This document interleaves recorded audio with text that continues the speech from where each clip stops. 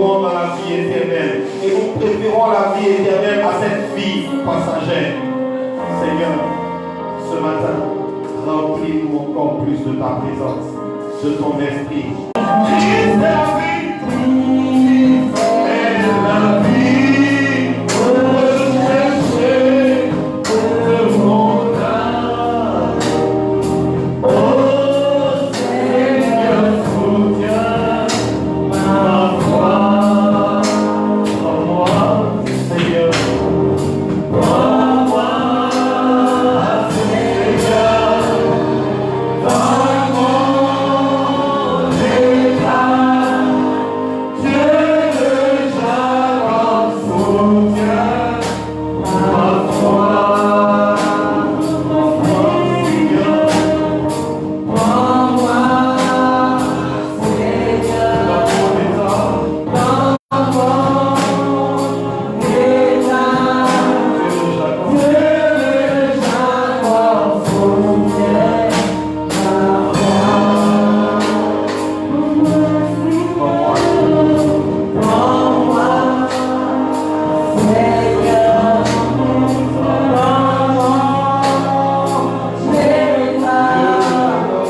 Dieu déjà m'en soutient. Et cela que tu as monté ta dîme, tu t'approcher avec ta dîme. Nous allons recevoir les dîmes et nous allons passer au moment de la parole. Alléluia. En apportant la dîme à l'autel du Seigneur, le chrétien adore Dieu. Le chrétien pose un acte d'adoration. La Bible dit que nous devons honorer Dieu avec les prémices de revenus, avec nos offrandes. La dîme permet d'honorer Dieu, d'adorer Dieu. On ne paye pas la dîme parce qu'on espère que Dieu nous apporte quelque chose. Non. La dîme est déjà un acte de reconnaissance. Et la dîme est une confession de foi, un témoignage de foi. C'est pour ça que ce dixième on enlève avant toute autre dépense. On enlève avant toute autre dépense. C'est notre façon à nous de dire à Dieu, tu as la première place de ma vie. Tu as la première place de ma vie. Alléluia. Oh. Ce matin, j'étais en train de réfléchir avec le Saint-Esprit, on avait un échange agréable.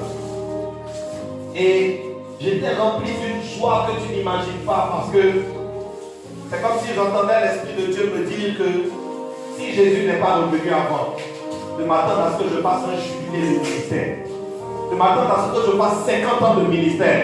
Et j'étais en train de me dire, Seigneur, les gens cherchent 50 ans de ceci, 50 ans de... Toi, tu es en train de me parler de 50 ans de ministère. Et puis j'étais en train de penser à l'âge que j'aurais. Et j'étais content. J'étais content, je me disais, jusqu'à cet âge-là, j'irai partout et je dirai aux gens, Jésus-Christ revient, convertissez-vous, donnez votre vie à Jésus. Et les multitudes se convertiront, et les gens se convertiront. Et j'étais en train de penser à ça. Et je me disais, un jour, si Jésus n'est pas revenu, je fêterai 50 ans de ministère. Et j'étais en train de penser au fait que Moïse a fêté 40 ans de ministère. Et il a été retiré. Alléluia. Et je me disais, moi je fêterai 50 ans de ministère. Et j'étais en train d'écrire. Et je disais, Seigneur, il y a tant de nations où nous irons parler de toi. Où nous irons dire la même chose à tout le monde. Repentez-vous. Croyez en la bonne nouvelle. Repentez-vous. Croyez en la bonne nouvelle. Repentez-vous. Croyez en la bonne nouvelle. Prends-moi, Seigneur, dans mon état. Dieu de Jacob. Soutiens ma foi. Prends-moi, Seigneur, dans mon état. Déclare ça, déclare. Prends-moi, Seigneur. Prends-moi, Seigneur. Dans mon état. Prends-moi. Dieu de Jacob. Soutiens ma foi. Prends-moi, Seigneur. Dans mon état. Prends-moi.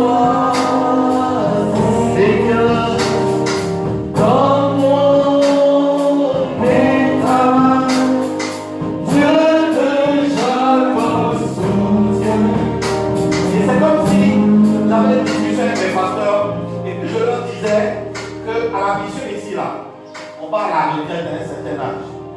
Qu'à partir de 40 ans de ministère, ils peuvent demander retraite anticipée. Sinon, ils peuvent aller jusqu'à 45 ans de ministère.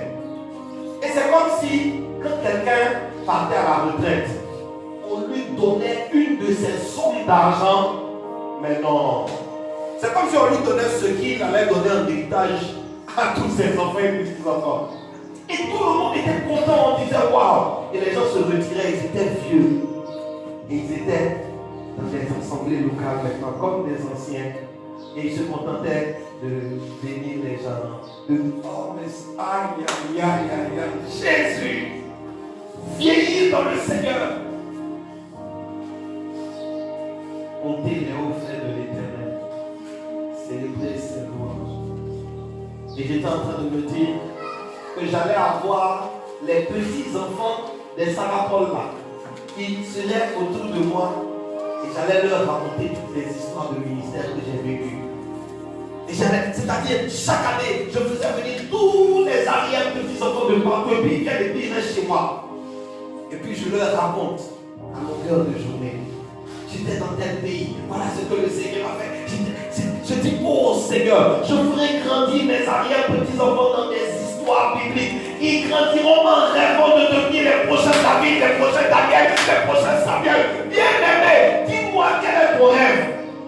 Je te dirai si tu es bien rempli. Alléluia. Alléluia. Parle-moi, Seigneur. Dans mon état.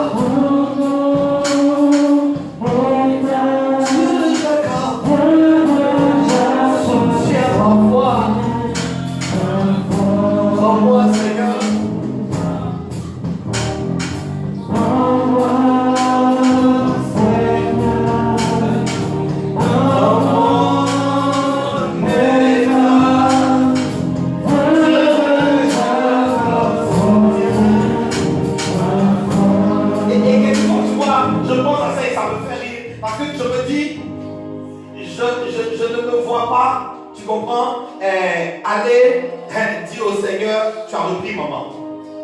Non. Quand j'y pense, je dis Seigneur, en fait, je ris en y pensant, je dis Seigneur, ce sera plus chic quand c'est moi qui vais leur dire au revoir, je m'en vais. Dans mes vieux jours, je dis Seigneur, ma femme n'a qu'à m'enterrer. Moi je n'en fais pas. Elle n'a qu'à faire ça.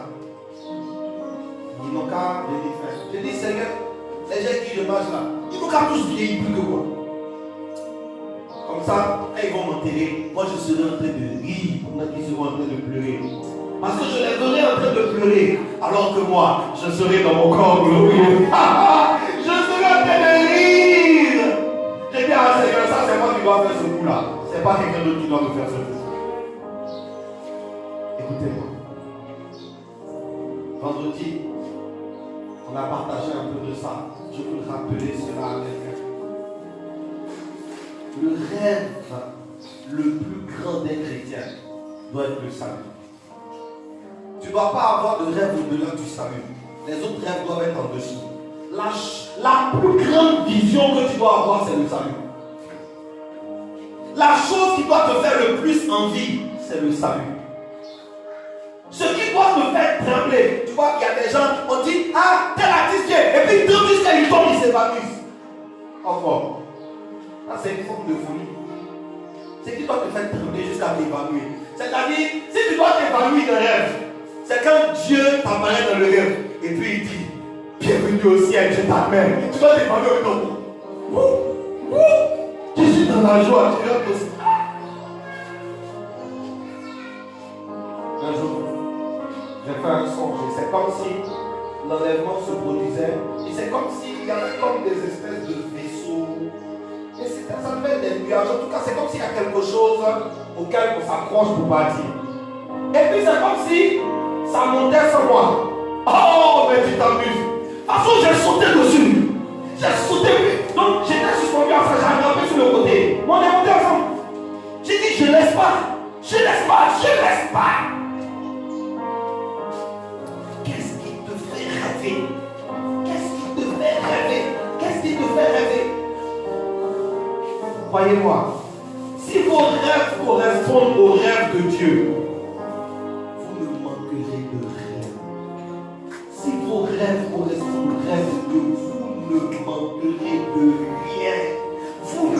n'aurez que rien. Mais non seulement vous vivez épanoui, mais vous partirez rassasié le jour. Au nom de Jésus. Quelqu'un doit dire Amen. Alléluia. Lève les mains avec ta vie. Père Saint, recevoir favorablement l'offrande de la dîme de tes enfants. Sur la base de ce témoignage d'alliance, menace le livreur dans leur vie au nom de Jésus. Découvrir le réservoir merveilleux de ton ciel au-dessus d'eux. Abreuve-les de tous tes trésors, Père, au nom de Jésus. Je prie, ô Seigneur, que tu bénisses le fruit de leur travail. Que leur bétail prospère. Que tu leur donnes du gros et du petit bétail, Père, en abondance au nom de Jésus. Que leur grenier soit plein. Que leur trésor déborde au nom de Jésus. Que ta bénédiction, celle qui enrichit et qui n'exclut aucun chagrin, soit répandue dans leur vie et dans leur sein. Et au travers d'eux, Seigneur, que ta bénédiction se répande vers tous ceux qui béniront et tous ceux qui les béniront. Au nom de Jésus, j'ai prié. Quelqu'un dit Amen. Acclame le Seigneur Jésus.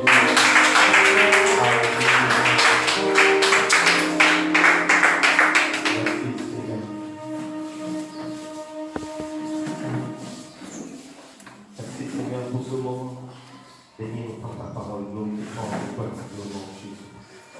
Amen.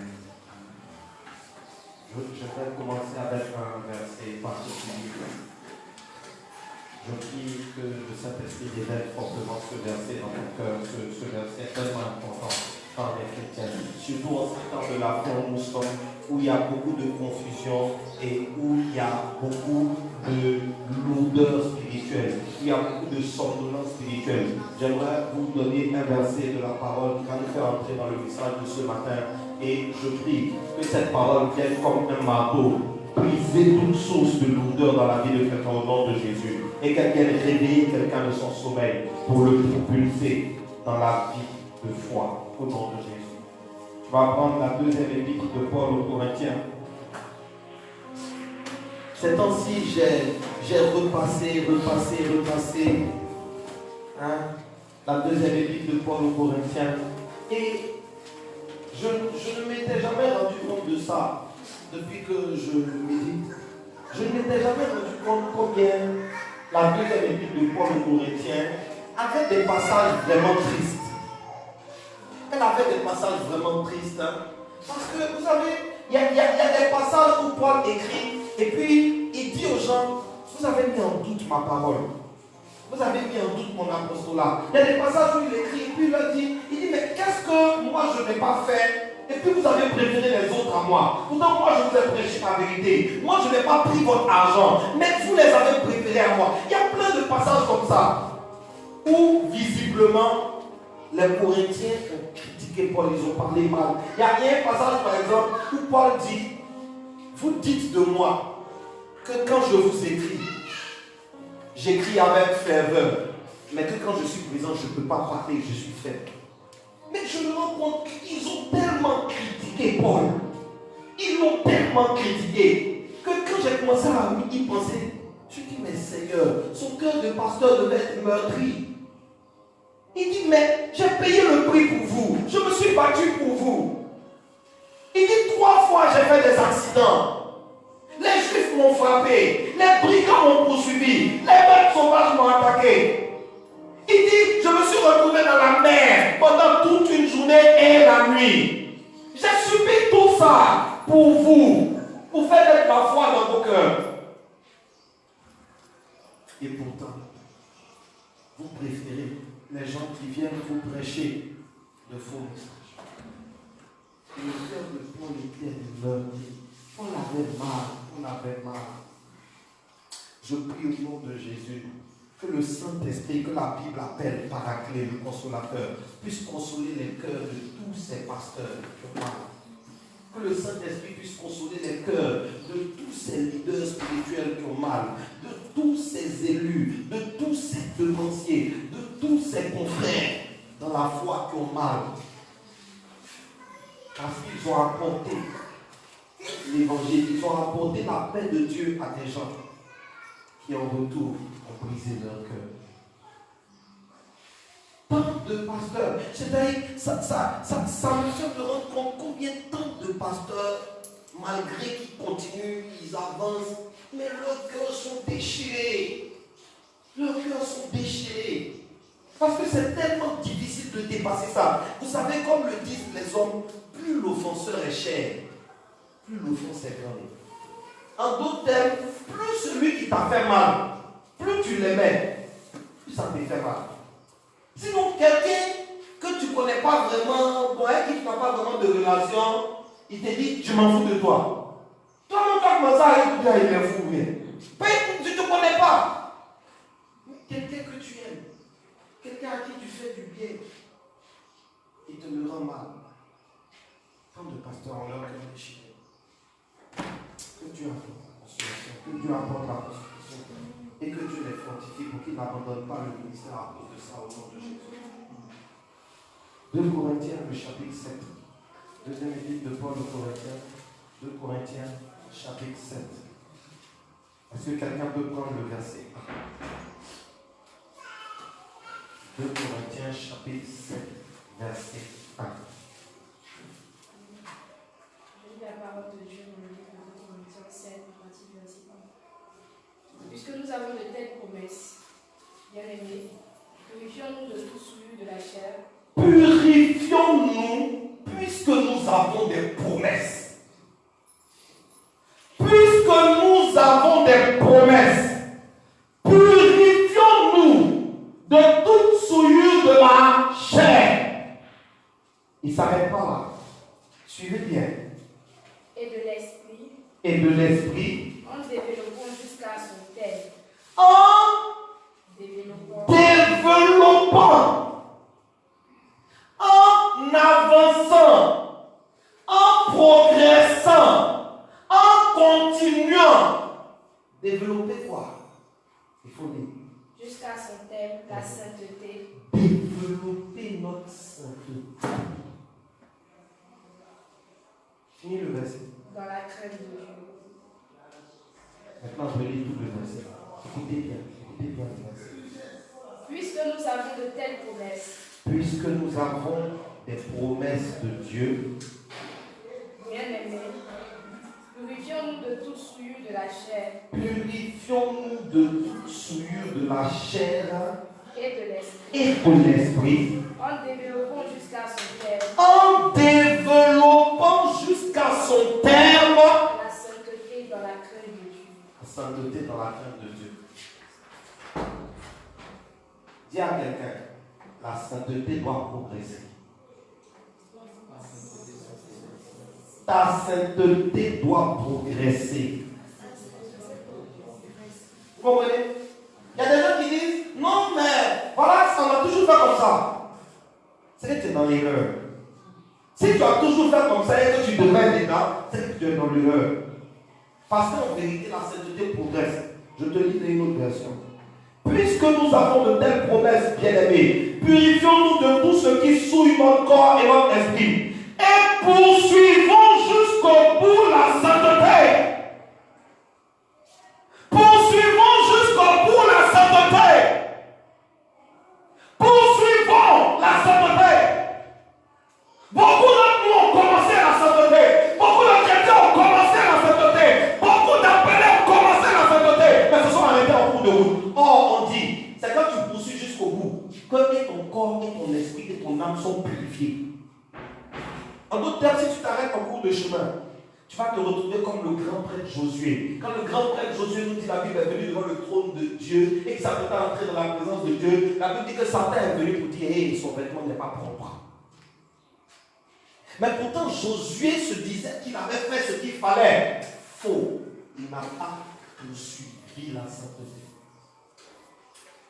Écoutez-moi bien.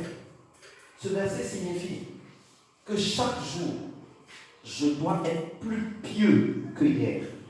Chaque jour. Ta révélation de Dieu doit être plus grande demain que celle d'aujourd'hui. Après-demain que celle de demain. Après-demain que celle d'après-demain. Poursuivons la sainteté. Pourquoi il va nous dire poursuivre la sainteté? Tout simplement parce que la connaissance étant limitée, ce que tu sais de la sainteté est encore limité. Il y a autre chose. Il y a autre chose. Il y a autre chose. Écoutez-moi. Ce que vous n'avez pas compris, c'est que quand vous avez choisi de marcher dans la foi et que vous le faites sincèrement et que vous travaillez pour le Seigneur et que vous êtes dans la communion fraternelle, le Seigneur sera avec vous. Mais ça ne veut pas dire que vous êtes encore conforme à ce qu'il veut. Le fait que le Seigneur soit avec toi ne veut pas dire que tu es pleinement conforme à ce qu'il veut. Non, le Seigneur était au milieu du peuple d'Israël. Il a marché avec eux dans le désert. Et pourtant, Israël n'était pas conforme à ce que Dieu voulait. Dieu est descendu au milieu d'Israël. Ils ont fait 40 ans dans le désert. Colonne de feu, colonne de nuée. Est-ce que Dieu n'était pas avec eux? Si. Est-ce que quand ils invoquaient, Dieu ne répondait pas? Si. Est-ce que quand ils combattaient, Dieu ne venait pas les défendre? Si. Ils avaient toutes les victoires de la foi, mais leur témoignage de la sainteté n'était pas achevé. Et qu'est-ce qui s'est passé pour Israël? Ils ont fait 40 ans de triomphe dans la foi. Et au moment d'entrer dans le repos éternel, ils n'ont pas pu entrer. Ainsi, beaucoup de personnes risquent de vivre 40 années de vie chrétienne épanouie. 40 années de vie chrétienne avec des réponses, avec des témoignages, avec des démonstrations de la puissance de Dieu, avec tout. Mais au moment de rentrer, c'est ce jour-là qu'ils vont comprendre que quand Moïse a frappé le rocher, Dieu n'était pas d'accord, mais comme le peuple est soif, l'eau est sortie. Je répète, quand Moïse a frappé le rocher, Dieu n'était pas d'accord. Mais comme le peuple avait soif, l'eau est sortie. Donc Dieu répond pour les besoins de son peuple. Mais il va juger son serviteur. Je parle à quelqu'un ce matin. Ne vous arrêtez pas dans votre activité. Ne pensez pas que la paix que vous ressentez actuellement est suffisante pour vous arrêter. Sinon, posons-nous la question, pourquoi le même Paul, en 1 Corinthiens au chapitre 9, verset 27, il a écrit « Je traite durement mon corps, je le tiens assujetti, de peur d'être rejeté. » Pourquoi il a dit à Timothée « Veille sur ta foi, veille sur ton enseignement. » Marche de progrès en progrès en cela. Il a écrit aux Thessaloniciens « Marchez de progrès en progrès dans votre sanctification, dans votre sainteté. » Pourquoi le Seigneur nous parle de progresser? Parce qu'écoutez-moi, le dépouillement consiste à ôter de nos vies tout ce avec quoi le Seigneur n'est pas d'accord. Mais le Seigneur sait que nous n'avons pas la force de tout enlever d'un coup. Et donc, il se révèle à nous progressivement pour qu'on enlève, Mais à un moment donné, nous choisissons de ne plus enlever. On estime que c'est bon. Je t'explique, c'est comme si tu mangeais un steak saignant. Écoutez-moi, en parenthèse, soit dit en passant, peut-être que tu te dis que c'est juste culinaire. C'est pas culinaire, on ne fait pas ça. On ne mange pas ça, c'est rien. Sans, mange pas. Mange pas. Mange pas. C'est cuit, bien cuit, c'est ça on mange. C'est ça on mange. Alléluia. Progressons dans notre sainteté. Ce verset a tellement résonné dans mon cœur. Je dis, oh Seigneur, Paul dit, poursuis jusqu'au bout ta sainteté. Poursuis-la jusqu'au bout. Et quand j'ai pensé à combien de personnes ont été à l'aise dans des situations où Dieu n'était pas à l'aise. David et tout le peuple étaient en train de danser pendant que l'arche de l'alliance était sur le dos des bœufs. Ils étaient contents, ils dansaient, ils chantaient. Les grands prêtres, les prophètes, le roi, le peuple, les autres, tout le monde était en train de danser. Dieu était magique. Mais on ne peut pas tous ressentir cette paix. Et puis on va nous dire que ce n'est pas la volonté de Dieu. Demandez à Ouza, il va vous dire. Les deux là marchent. On dit un coup la roue, c'est coincé quelque part, le chariot veut tomber. Mais c'est-à-dire, chaque fois que je repense à ça, je dis, mais qui dans son zèle n'aurait pas eu le réflexe de Ouza? Qui n'aurait pas fait ça? L'arche de l'alliance veut tomber. Mais je vais me précipiter. Là, toucher les morts. Et Un coup fait est devenu funérailles. Un coup fait est devenu funérailles. Continuons de penser que non.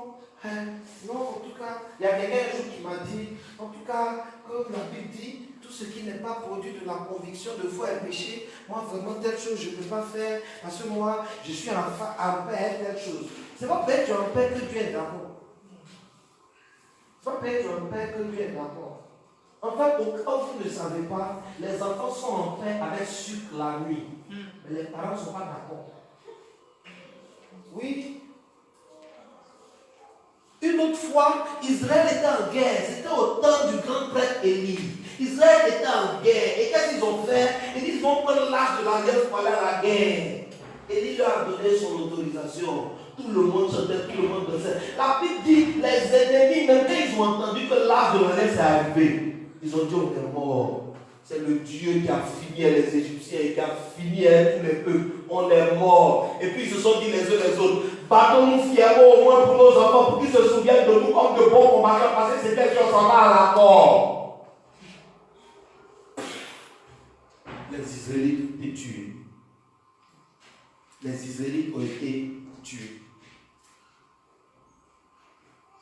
La Bible dit, une femme qui a entendu ça et qui a accouché. Et elle a déclaré du Gabon. La gloire a quitté la maison. Ils avaient l'arche, mais le Dieu de l'arche n'était plus dans l'arche. Mais personne ne savait. Personne ne savait. La Bible dit qu'un jour, David s'est levé, il prie, lui veut recenser tout le peuple. David était à l'aise avec, mais la Bible dit, c'est Satan qui l'a excité. Mais David était à l'aise avec, David n'est pas l'homme selon le cœur de Dieu. Un jour, il y a de longues années, quand ma révélation n'était pas encore assez profonde, et que je pensais que le don prophétique fait que tu es trop dangereux, tu maîtrises tout. Donc à cause du don prophétique, tu grandis dans l'orgueil, tu ne sais pas. Dieu m'a dit, viens, il y a te parler d'un de mes meilleurs prophètes. Il m'a pris, allons-y. Samuel, allons-y. On est partis ensemble dans la maison d'Isaïe. Samuel est entré chez Isaïe. Samuel est venu prophétiser sur le prochain roi. Quand Samuel entre quelque part, quand Samuel entrait dans une ville avant, toute la ville tremblait. Qu'est-ce que Dieu dit? Qu'est-ce que Dieu dit? Samuel est entré dans la maison d'Isaïe, la Bible dit, le premier fils d'Isaïe est venu. Bonjour prophète. Samuel dit, Rabakata, Rabasakata, tout le monde a commencé à prendre un trans. Samuel dit, ainsi parle l'Éternel. Voici le roi. Dieu dit, Samuel, je n'ai pas dit ça. Je me suis arrêté, je dis, Dieu, comment? Samuel. Donc Samuel a prophétisé sans toi. Il dit, aïe, tu as prophétisé sans moi. Samuel, je n'ai pas dit ça. Samuel dit, ah, excusez-moi. Ah, c'est qui alors? On envoie jusqu'à 7.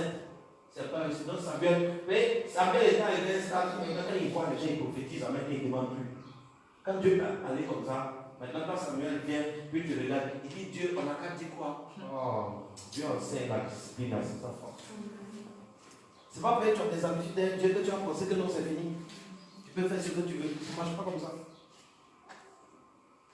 Paul dit, j'ai voulu aller à Éphèse, mais le Saint-Esprit m'en a empêché. J'ai dit, Paul, donc tu as décidé sans le Saint-Esprit d'aller à Éphèse.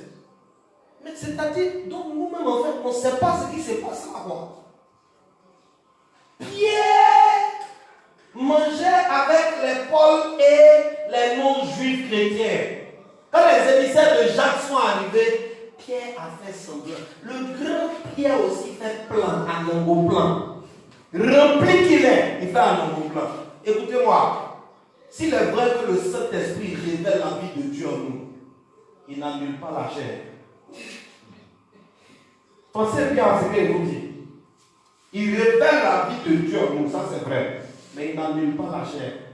La chair est là. C'est pour ça que Jésus, lui-même dans son Jésus, un jour il s'est calé, il dit, la chair est faible. La chair est vraiment faible. Les gens pensent que parce qu'ils ont le Saint-Esprit va empêcher la langue de mentir. Tu parles.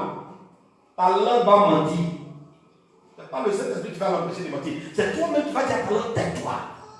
Sinon ta langue va mentir. Les gens parles. Tu vas impudicité bien même. C'est pas le Saint-Esprit qui... Le Saint-Esprit n'enlève pas de toi ce qui fait commettre l'impudicité. Non, ce qu'il enlève, c'est la force suprême que ça avait sur toi. Il enlève ça pour que tu puisses dire non. Sinon, croyez-moi, de toute façon, on peut dire non au péché maintenant. C'est comme ça qu'on peut dire oui aussi. C'est ça qui se passe. C'est ça qui se passe. C'est pour ça qu'on doit progresser. Progresser. Jusqu'à aujourd'hui, un des versets de la Bible qui me frustre le plus à cause de la manière dont la plupart des chrétiens vivent, c'est 3 Jean 2.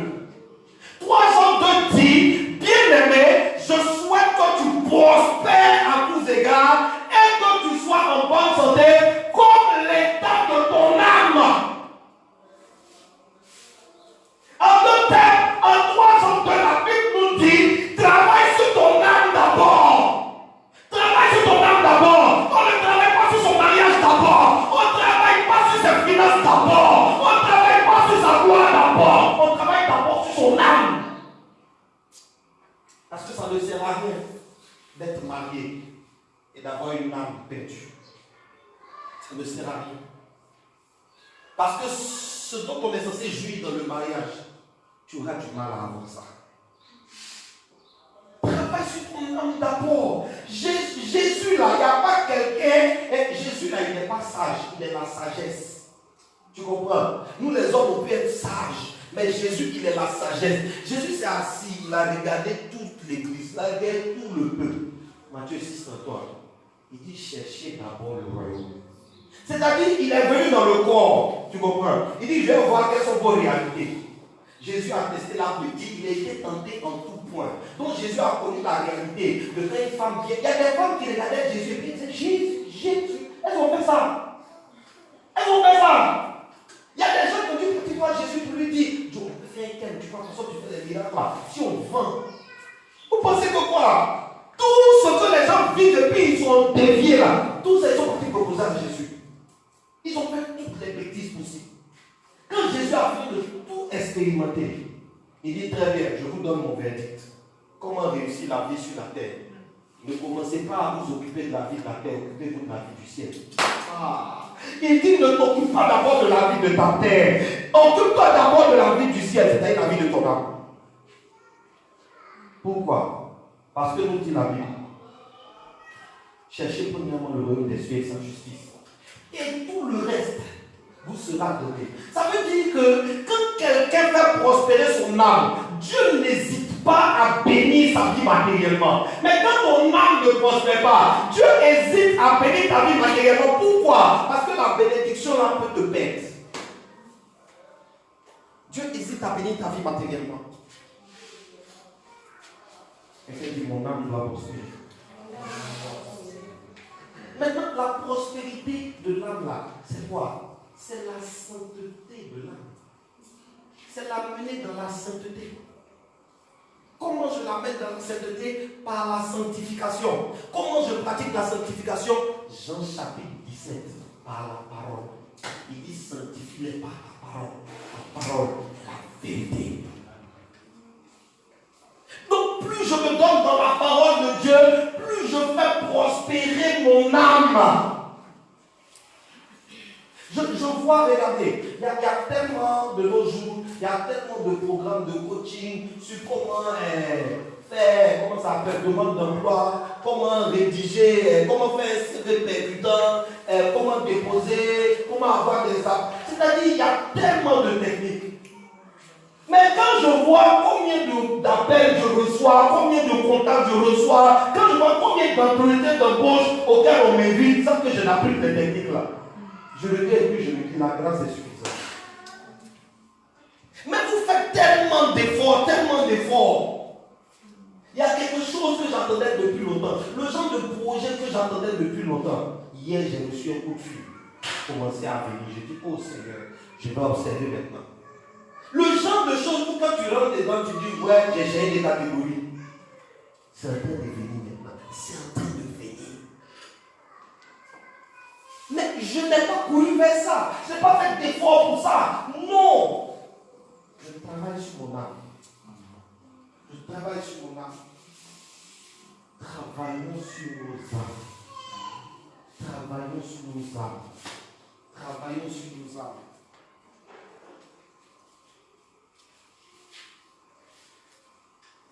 Alléluia. Je poursuis la vision du ciel. Pour poursuivre la vision du ciel, je me mets dans l'équipement céleste, la sainteté. Le ciel de Dieu est saint. Donc pour poursuivre la vision de Dieu, je dois écouter. Bon, vous avez bien vu le sport à la télé. Vous voyez le sport à la télé, non? Ok, les gens qui sont venus jouer football là, et ils viennent sur le terrain en veste. Ils rentrent sur le terrain en veste. Pourquoi? Pourquoi? Ce n'est pas adapté. Ce n'est pas juste ça, ça va encore plus loin qu'adapté. Pourquoi ils n'ont pas sur le terrain en veste? Parce que j'entends pas. Non, ce n'est pas un problème d'adapter. C'est pas un problème d'adapter. Sinon, ok, il n'y a pas de problème. Pourquoi ils ne viennent pas sur le terrain de football avec shorts de basket? Ce n'est pas autorisé. Ce n'est pas un problème de ton confort. Ce n'est pas un problème de si ça va ou si ça ne va pas. Chaque sport a sa tenue. Basket a leur tenue. Tennis a leur tenue. Football, ils ont leur tenue. Volleyball, ils ont leur tenue. Baseball, ils ont leur tenue. Ciel-ball aussi a sa tenue. On ne joue pas un sport avec tenue de notre sport. Ce n'est pas possible. Si vous jouez pour le sport de la Nouvelle-Jérusalem, vous portez la tenue de la Nouvelle-Jérusalem. Pas notre tenue. On n'en veut pas d'autre. On n'en veut pas. Tu ne peux pas faire. Si tu arrives sur un terrain de football avec une tenue inappropriée, l'arbitre te retourne. L'arbitre te retourne. Guys, comprenons. À chaque lieu correspond une tenue.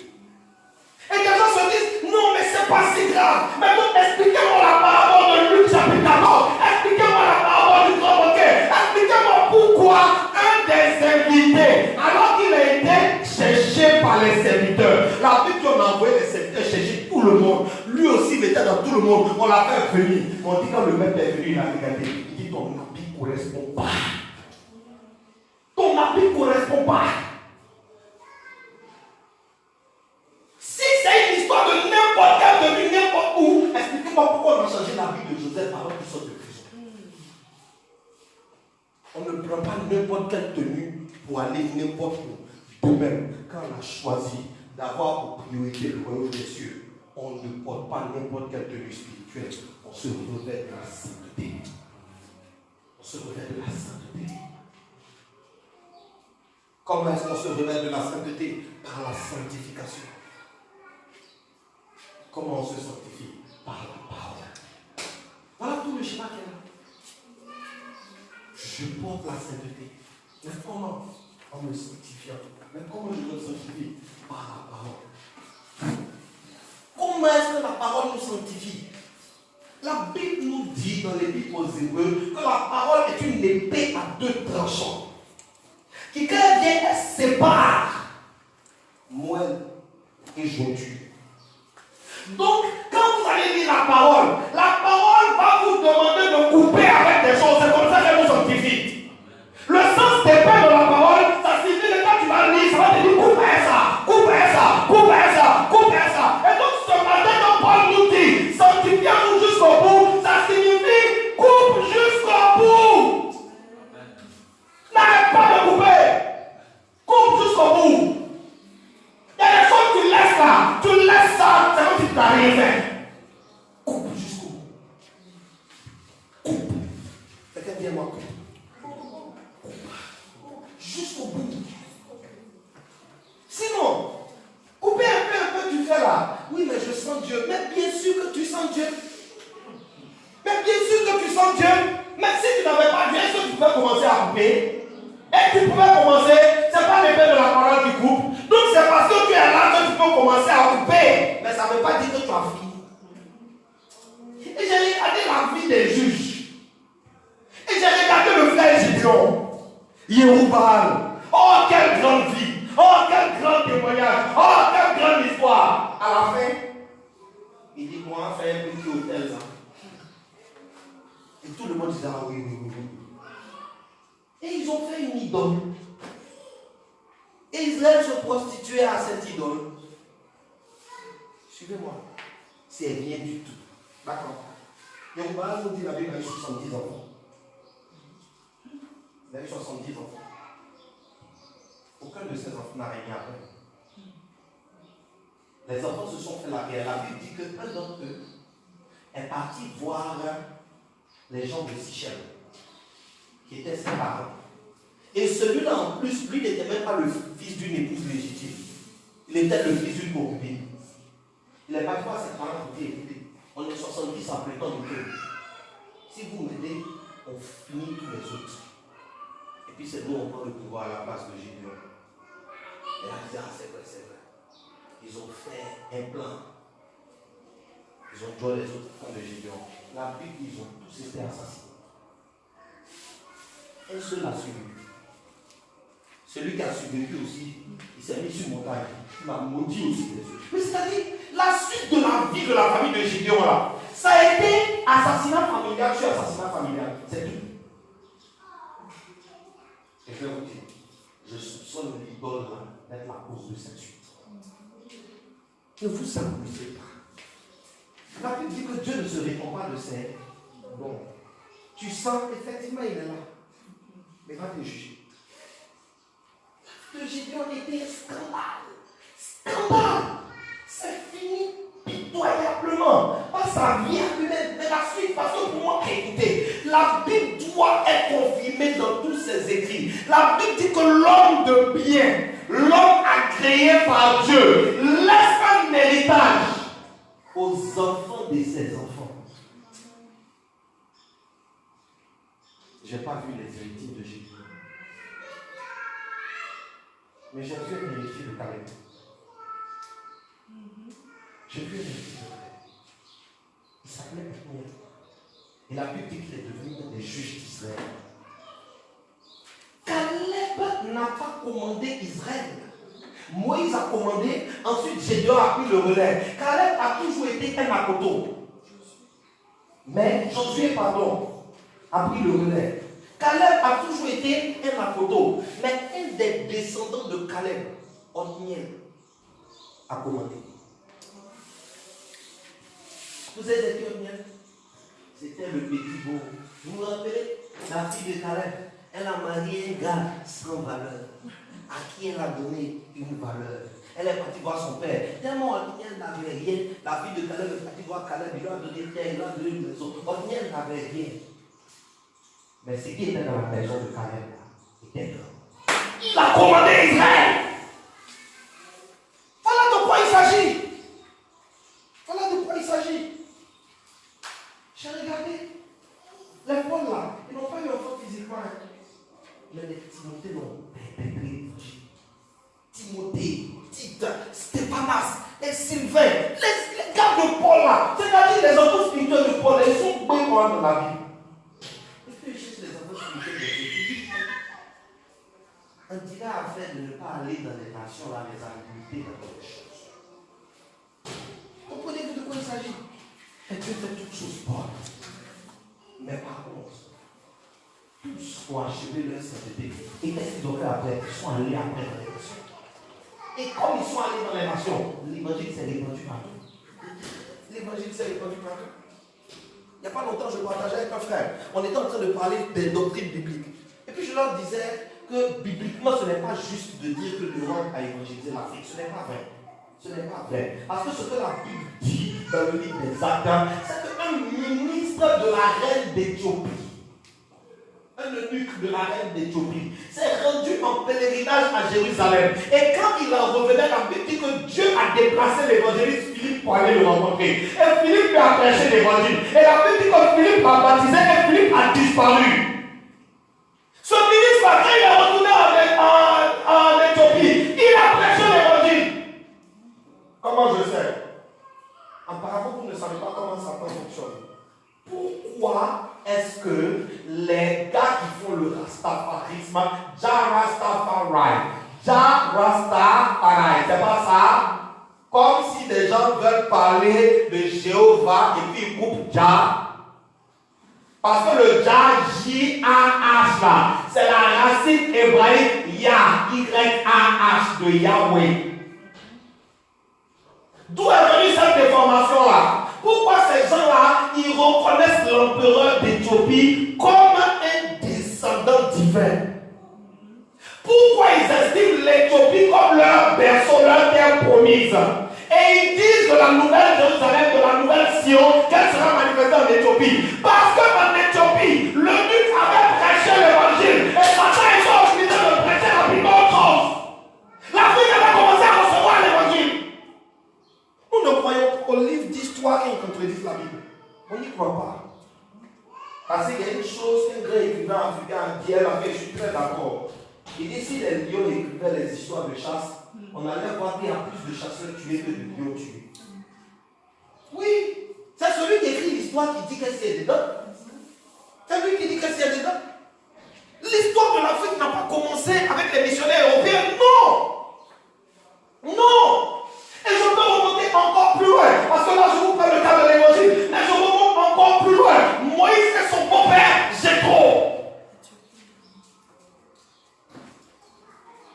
Le peuple de Jéthro, c'était les faces brûlées.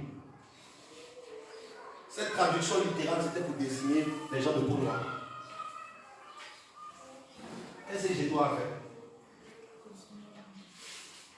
Jéthro avait une adoration qui ressemblait à celle de Yahweh.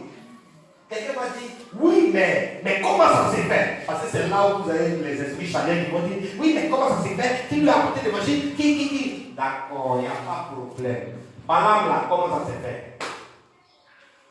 Dites-moi Balaam, parce que dans l'affaire de l'évangile qui a commencé à partir de Noé, enfin, affaire de Dieu qui a commencé à partir de Noé, et puis la première alliance Abraham là, je ne sais pas, Balaam là, il est sorti d'où? Si vous pouvez me montrer dans l'histoire de la Bible, d'où est sorti Balaam, et puis la Bible dit que Balaam était prophète du Dieu très haut. Si vous pouvez m'expliquer ça, alors vous pourrez me dire que ce n'est pas possible que Dieu fasse ces choses-là. Vous pensez que Dieu nous attend? Dieu ne nous attend pas. Dans le Pakistan, pendant qu'on dit qu'il est impossible d'aller évangéliser dans telle région, Dieu s'est déjà révélé à quelqu'un qui dit que le travail est possible. Vous pensez que Dieu attend l'homme? Dieu n'attend pas l'homme. Dieu se révèle à différents champions. Et il les répand. Il les répand. Ne pensons pas que Dieu est incapable de faire son œuvre. Il ira au bout de son œuvre. Dieu ira au bout de son œuvre. Quelle est ta vision? Quelle est ta vision? La vision de tout chrétien, c'est le ciel. Pour lui-même. La deuxième vision de tout chrétien, c'est le ciel pour tous les hommes. Troisième vision maintenant de tout chrétien, c'est ce qu'on appelle les visions terrestres. C'est qu'est-ce que tu fais pour réaliser les visions célestes. Voilà les trois visions. Le ciel pour moi, le ciel pour tous les hommes, et qu'est-ce que je fais pour aller au ciel et amener les autres au ciel. C'est tout. Voilà les trois visions.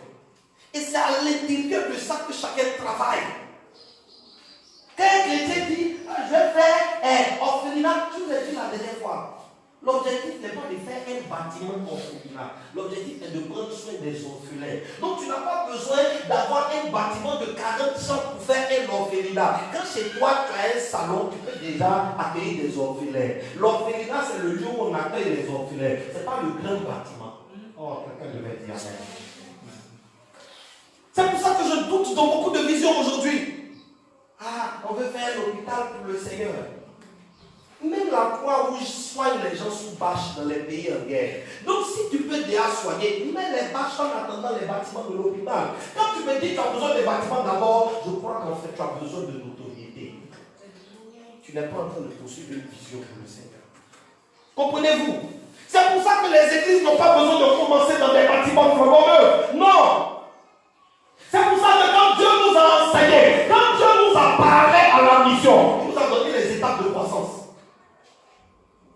Une église, je vais vous dire, une église commence dans une maison, dans une famille. C'est comme ça une église commence. Ça commence dans une famille, dans une maison. Ou alors sous une vache. Mais la famille va toucher avant la vache. Oui. Quand Dieu a voulu commencer l'alliance à l'humanité, il est entré dans la famille d'Abraham. Oui ou non? Quand Paul a voulu convertir la caille, il dit qu'il a d'abord converti la famille de Stéphanas. Quand Jésus a voulu gagner toute la Samarie, il est rentré dans la maison de la Samaritaine d'abord. Quand il a voulu gagner Gadara, il a d'abord pris le fou. Il y a des gens qu'on appelle les portes. Tu commences toujours par débrouiller ça chez quelqu'un. C'est ça que Jésus a dit. Allez partout, frappez où on vous ouvre, entrez. Ah, c'est comme ça qu'une église commence. On ne commence pas une église en mettant un bâtiment et puis on fait appel à la candidature pour venir remplir le bâtiment. Mais vous présentez. Le bâtiment n'a aucune valeur devant le peuple de Dieu. La vision commence par une famille, une personne. C'est pour ça que dans l'organisation missionnaire Vie Nouvelle, on a ce qu'on appelle la MPR, la maison de prière premier niveau. Ça, c'est une famille. Partout où on va, ça fait un. Maintenant, ne vous y trompez pas.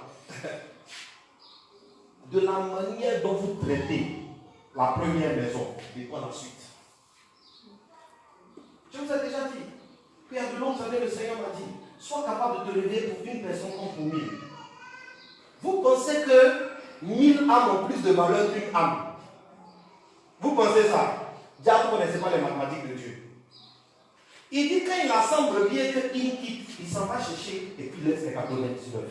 Ah, expliquez-moi. Expliquez-moi les mathématiques de Dieu. J'ai 100, il y a un qui se perd. Protégeons les 99, faut pas ça se perd. Dieu dit, laissons les 99 pour nous chercher le gain. Vraiment, on sent que Dieu ne fait pas même mathématiques que nous. Il ne fait pas même mathématiques. Il n'a pas les mêmes règles que nous. C'est pour ça qu'il dit, celui qui épargne à l'excès s'appauvrit. Alors que nous, on dit, si tu épargnes beaucoup, tu auras de la réserve. Dieu dit, non, non, non. Si tu donnes beaucoup, tu auras de la réserve. Dieu n'a pas les mêmes mathématiques que nous. Il ne calcule pas comme nous. Alléluia. Dieu a commencé son alliance avec Abraham. Bon, faux. Ok. Avec Abraham là, du moins depuis Abraham, quand on voulait consulter Dieu, on pouvait aller chez Abraham pour consulter Dieu. Tu sais ça? Tu vas chez Abraham, tu consultes Dieu. C'est pour ça que quand le serviteur d'Abraham est parti chercher une femme pour Isaac, il dit Dieu de l'Abraham. Mais toute la région savait que si tu cherches Dieu, va chez Abraham. Si tu cherches Dieu, va chez Abraham. Si tu cherches Dieu, va chez Abraham. De chez Abraham, Dieu se révèle à Moïse. Dieu se révèle à Moïse. Et qu'est-ce que Dieu va faire? Dieu va faire un deuxième lieu d'habitation. Donc il va quitter le lieu de la famille pour bâtir un deuxième lieu qu'on appelle la tente d'assignation. La tente d'assignation. Au début c'était une famille. Maintenant c'est plusieurs familles qu'on peut mettre dedans. Moïse nous dit la Bible consultait Dieu à la tente d'assignation et toutes les familles venaient consulter Moïse. C'est ce qu'on appelle la MP2.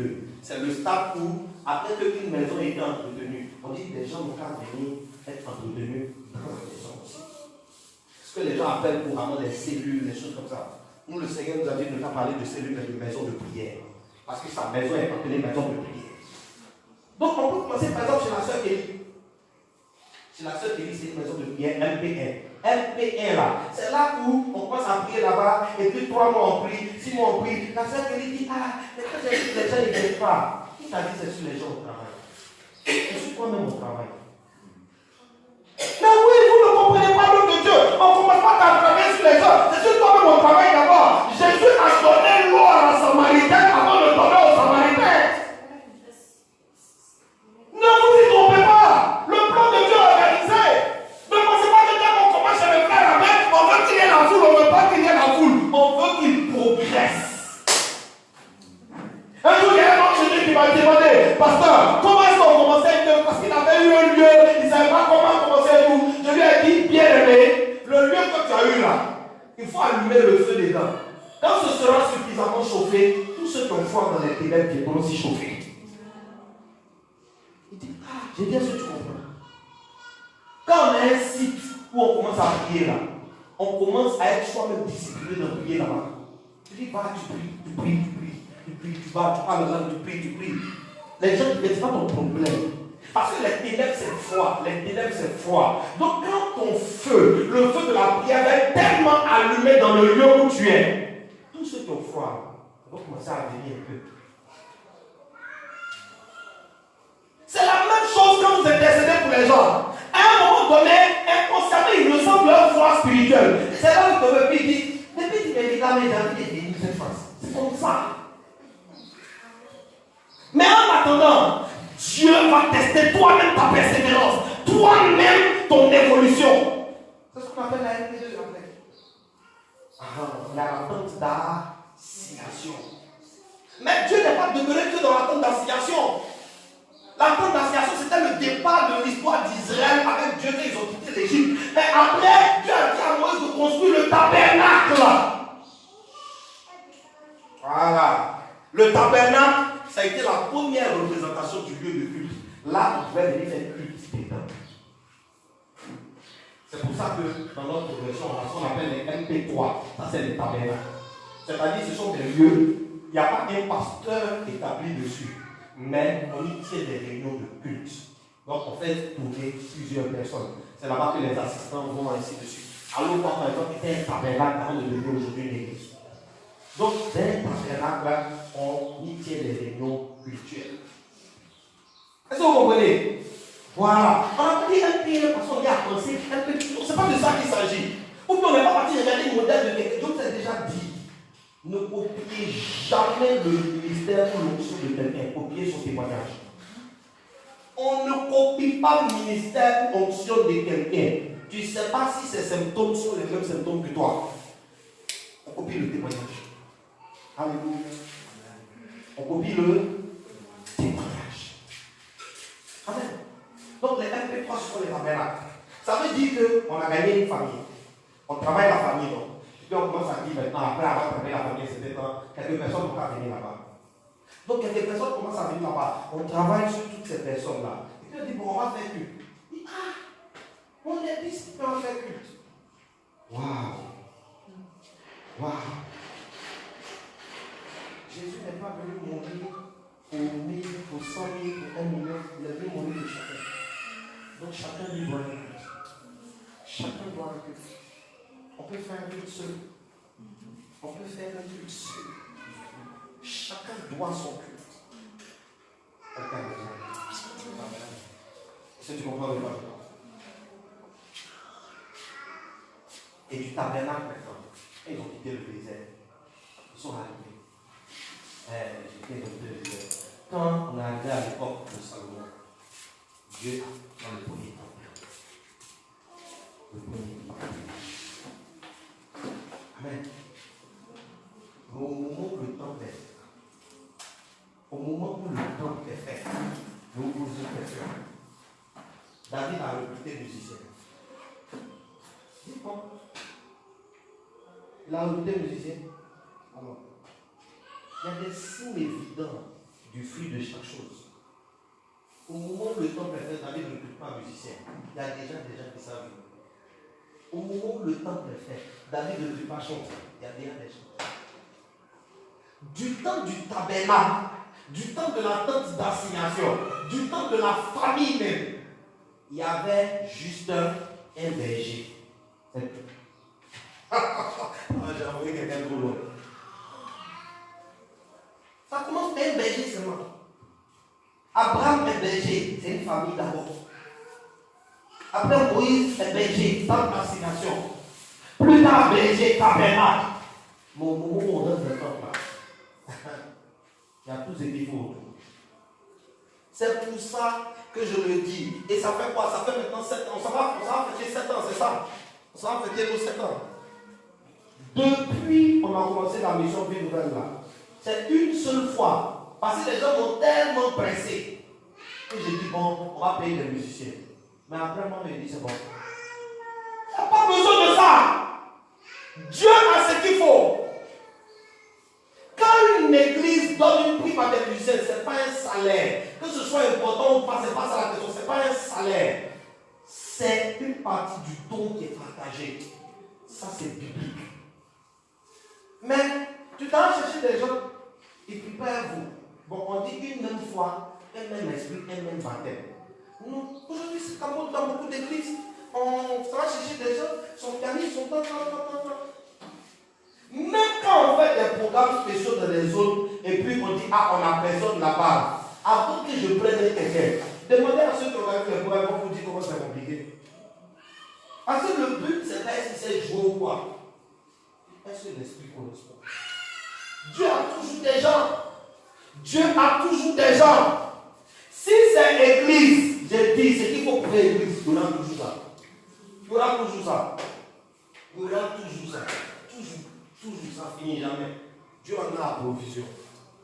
Alléluia. Quelqu'un comprend le coup? Il faut poursuivre la vision de Dieu. Pas ta vision. Pendant que tu poursuis la vision pour Dieu, Dieu vient poursuivre ta vision. Il y a une chose que je sais. Je sais que sur les 30 prochaines années, j'ai au moins 40 nations à implanter. Est-ce que vous m'entendez? Voilà. C'est pas pour dire j'ai implanté 40 nations. Non, on ne se comprend pas. J'ai un message. La dernière fois, j'enseignais au bien, je dis un apôtre est un messager. C'est-à-dire Dieu lui a dit quelque chose qu'il a. Ce n'est pas tout le monde qui a entendu ça. J'ai un message. J'ai un message. Et mon message là, il soigne les âmes. Mon message, il s'appelle modestie. Il soigne les âmes. Dans ce monde d'orgueil là, il soigne. Il soigne, oh, il soigne. Il soigne. Réveillez en vous les sentiments modestes. Selon la foi, départie à chacun. N'ayez pas de vous-même une fausse opinion. Ne te vois pas mieux que les autres. Renonce à ceci, renonce à cela. Nous renonçons aux choses de ce monde, mais elles nous poursuivent. Oui, elles nous poursuivent. Elles doivent nous poursuivre. Nous ne devons pas les poursuivre. Vous poursuivez les richesses. Au cœur, on s'y plaît, 1 Timothée 6. Quand vous allez voir. Non. Alléluia. On a parlé de l'utilité de la vision. La vision va manifester la volonté de Dieu. N'oubliez jamais, vous êtes une réalité. Mais Dieu a de vous au ciel une image. C'est pour ça que le terme hébreu utilisé pour dire vision, c'est marais. Ça signifie ressemble à. Donc, poursuivre une vision, c'est travailler à ce que tu es ici soit conforme à l'image que tu as de toi dans le ciel. C'est pour ça que quand Jésus a enseigné la prière à ses disciples, il dit, dites que ta volonté soit faite sur la terre comme elle est dans le ciel. En Apocalypse chapitre 14, la Bible dit, un ange est sorti du temple du ciel avec un nouveau message. Je dis qu'il est sorti d'où? Il est sorti du temple du ciel. Il y a un temple au ciel. Et nos temples, nos églises doivent être la réplique du temple du ciel. C'est ce que tu as dit à Moïse. Hébreux chapitre 8. Dieu a dit à Moïse, veille à tout représenter d'après le modèle que tu as reçu. Ne cherchons pas à faire culte comme on voit quelqu'un faire culte. Faisons culte d'après le modèle qu'on a vu. Ah oui, les premiers dimanches, la procession est fatigante. Quand Dieu va te faire voir le ciel et que tu vas voir la procession des anges, tu auras mal au cœur. On ne fait pas les choses pour les faire. Chaque zone a des principautés, chaque zone a des dominations, chaque zone a des puissances intérieures, a des hommes forts. Si l'église ne déploie pas son armement, vous pensez que les gens seront libérés? Ils ne seront pas libérés. Non, ça c'est. Hey, on fait d'après le modèle céleste. On fait d'après le modèle céleste. Ah! Mais vous ne voyez pas que dans les autres églises, là, quand on fait le culte, si le culte fait 2 heures, on a par exemple 30 minutes de louange, là comme ça on danse bien. Quand j'entends on danse bien, ça me fait tellement mal au cœur.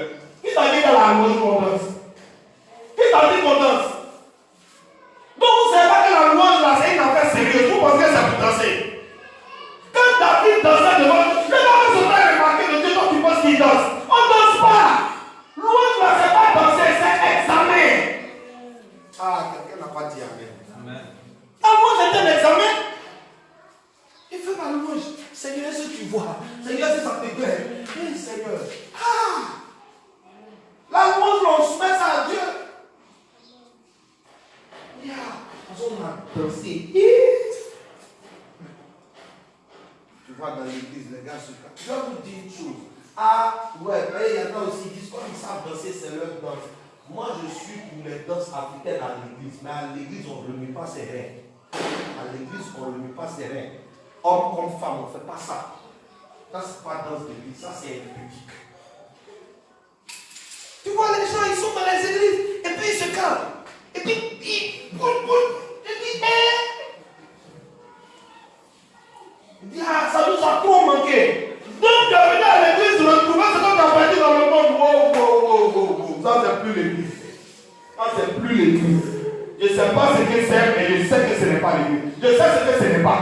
Je ne sais pas ce que c'est. Hein? On ne fait pas ça. On ne fait pas ça. La louange, ce n'est pas pour danser. La louange est un moment où on célèbre Dieu. On le célèbre de tout notre cœur. Vous allez voir, par exemple, le moment d'adoration, on est en train d'adorer, on dit entre tes mains, j'abandonne. Et puis il y en a qui sont là, ils sont trop spirituels, donc ils abandonnent bouche fermée. Vous là, vous faites rire quoi. Regarde, si tu vois un pasteur nous passe sa bouche pendant le moment d'adoration, je te donne un conseil, il ne faut pas le copier. Je ne sais pas pourquoi lui il nous passe sa bouche. Mais toi qui es membre, toi qui es fidèle, je dis, Psaume 103, comme David, dit mon âme bénie. On ouvre la bouche. Ta langue doit sonner plus fort que les instruments. Non.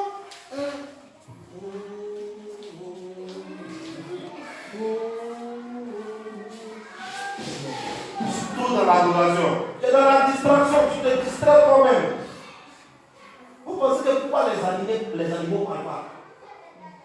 Ah, tu dis que les oiseaux chantent dès le matin. Toi, ta langue ne va pas chanter Dieu. Et puis tu as dit que non, tu empêches Dieu. Tu es dans la distraction. Tu ne sais pas ce que tu fais.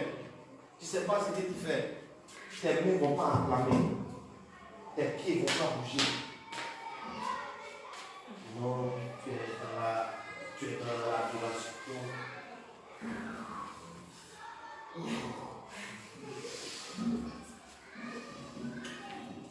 Venez voir. Dans la louange, il y a un protocole. Dans l'adoration, il y a un protocole. Même les états d'IA exécutent leur protocole. Ils se prosternent, ils jettent leur couronne de sérénité. Ils se prosternent, ils jettent leur couronne de sérénité. Protocole. Devant toute autorité, il y a un protocole qu'on exécute. Assure-toi d'exécuter le protocole. Ne fais pas fonctionner. Ne va pas fonctionner. J'ai besoin d'amener la volonté de Dieu sur la terre, à travers la vision. Deuxième chose, c'est que la vision va m'ordonner. Elle va me cadrer, elle va m'orienter, elle va me faire. Sans vision, le peuple est sans frère. Sans révélation, le peuple est. Hors de sa vision, l'homme est inutile. Qu'est-ce que ça veut dire? Inutile. Troisième utilité à la vision. La vision nous donne de la joie. La vision nous donne de la joie. Être dans la vision de Dieu, ça nous donne de la joie. Isaïe chapitre 61, il dit, tu me prends d'une huile de joie. Matthieu chapitre 24, la Bible dit, heureux le serviteur que le maître viendra trouver à terre de travailler. Il le servira, il le bénira. La vision donne de la joie. Alléluia. La vision assure les richesses éternelles. Ça, il faut qu'on lise. Mais les gens, ils pensent qu'on est des gaou. Apocalypse chapitre 14, verset 13. Apocalypse chapitre 14, verset 13.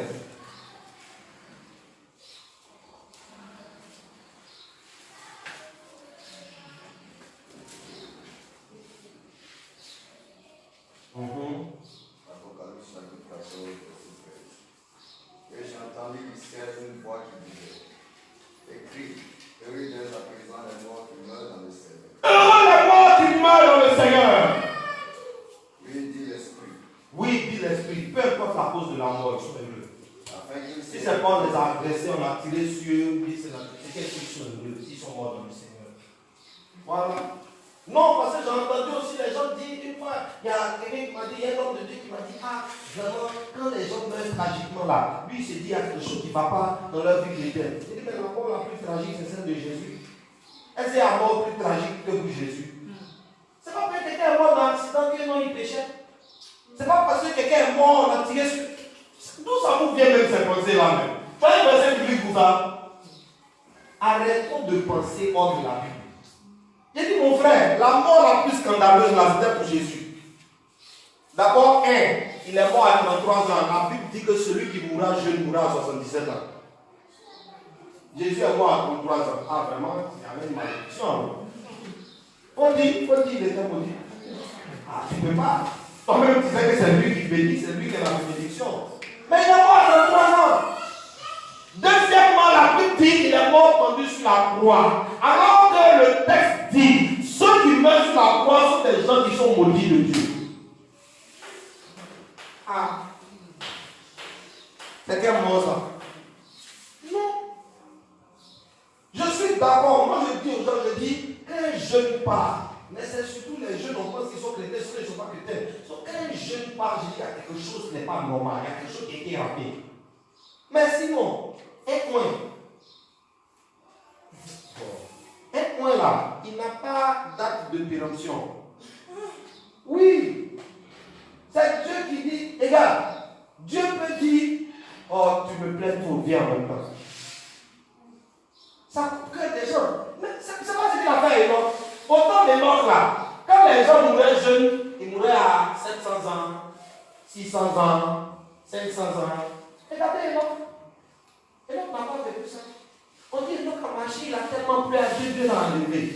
Je dis, ah donc quand les gens te plaisent, quand tu les enlèves, Seigneur. Chouchou de Dieu.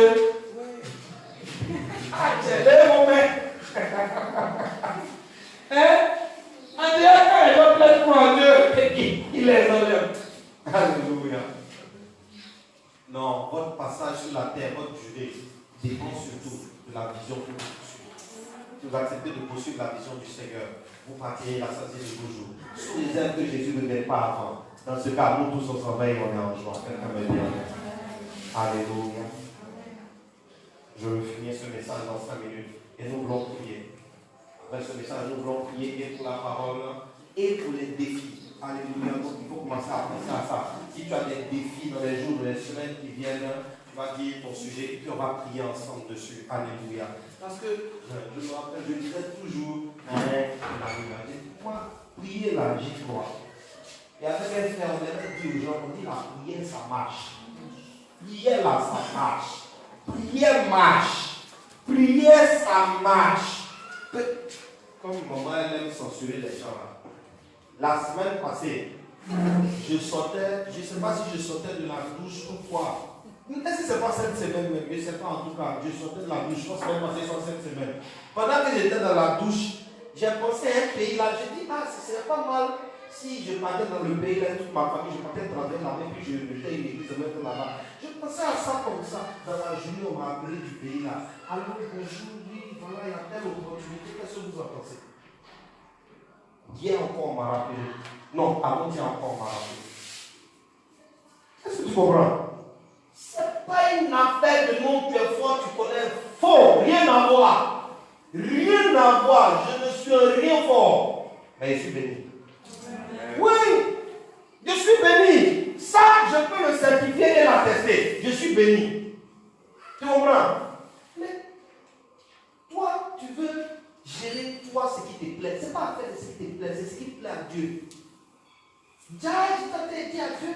Comme ça, je dis, mais si on s'en va vers le pays, c'est un pays un peu difficile pour l'évangile. Si on s'en va, nous on connaît. Et il y a longtemps, Dieu on a fait les techniques pour certains pays-là. Tu arrives, tu t'installes dans un immeuble. Ouais. La nuit, tu chauffes le coin. Le mois qui va suivre ton arrivée, là, les gens vont commencer à tomber malade. Ils vont commencer à avoir des accidents, des choses comme ça. Et puis ils vont commencer à se dire, et puis tu vois, quand ils tombent malades, ils ont des accidents là, ils demandent de toi, tu n'as rien. Donc chacun va commencer à venir te dire, tu sais, les gens, ils aiment bien papa, ils vont venir te dire, ah, mais qu'est-ce qu'il y a? Tu es un secret. Je dis, ouais, viens. Je ne suis pas parti te chercher. Tu es venu me dire, viens. Quand on ouvre, quand tu rentres, j'ai dit, c'est pas la peine de faire sagesse, tout ça. Tu lui bailles tout. Mais peut-être après ça, il va te de convoquer à la police. Donc tu bailles tout ce que tu peux bailler à la personne. Elles sont définies. Mais on va convertir les gens. On va convertir les gens. Alléluia. Conversion là, c'est une affaire de tireur d'élite. Sois patient, c'est tout. Tu le guettes. Tu le guettes. Quand il ne bouge pas, et puis tu attends encore. Il bouge de mais vous ne voulez pas. Intercession gagne les gens. On va laisser les gens dans la prière. Priez pour nous. Alléluia. Amen. Je vois quelque part les gens, je suis content. Je ne peux pas vous prêcher ce que je n'ai pas les preuves, c'est-à-dire bibliquement et puis je vois ça manifester. Quand je te prêche là, j'ai les preuves que ça marche. Ça marche. Ça marche bien même. Ça marche. On me dit, donc, combien tu veux? J'ai dit, vous-même dites-moi combien vous voulez donner. Dites-moi. Sinon, ce qui est sûr, voilà ce que j'ai actuellement. Mais dites-moi combien vous voulez donner. Bon, on va te donner tout ça. Je dis, ok. Mais je l'ai donné, mais c'est aussi facile que ça. C'est aussi facile que ça. Ecclésiaste chapitre 11, verset 4. Ecclésiaste chapitre 11, verset 4. Alléluia. J'espère que vous avez annoncé que le culte d'action de grâce n'a pas le même timing que les cultes ordinaires. Il ne faut pas penser que les gens qui ne dévotent pas. Je suis dans mon cas. Alléluia.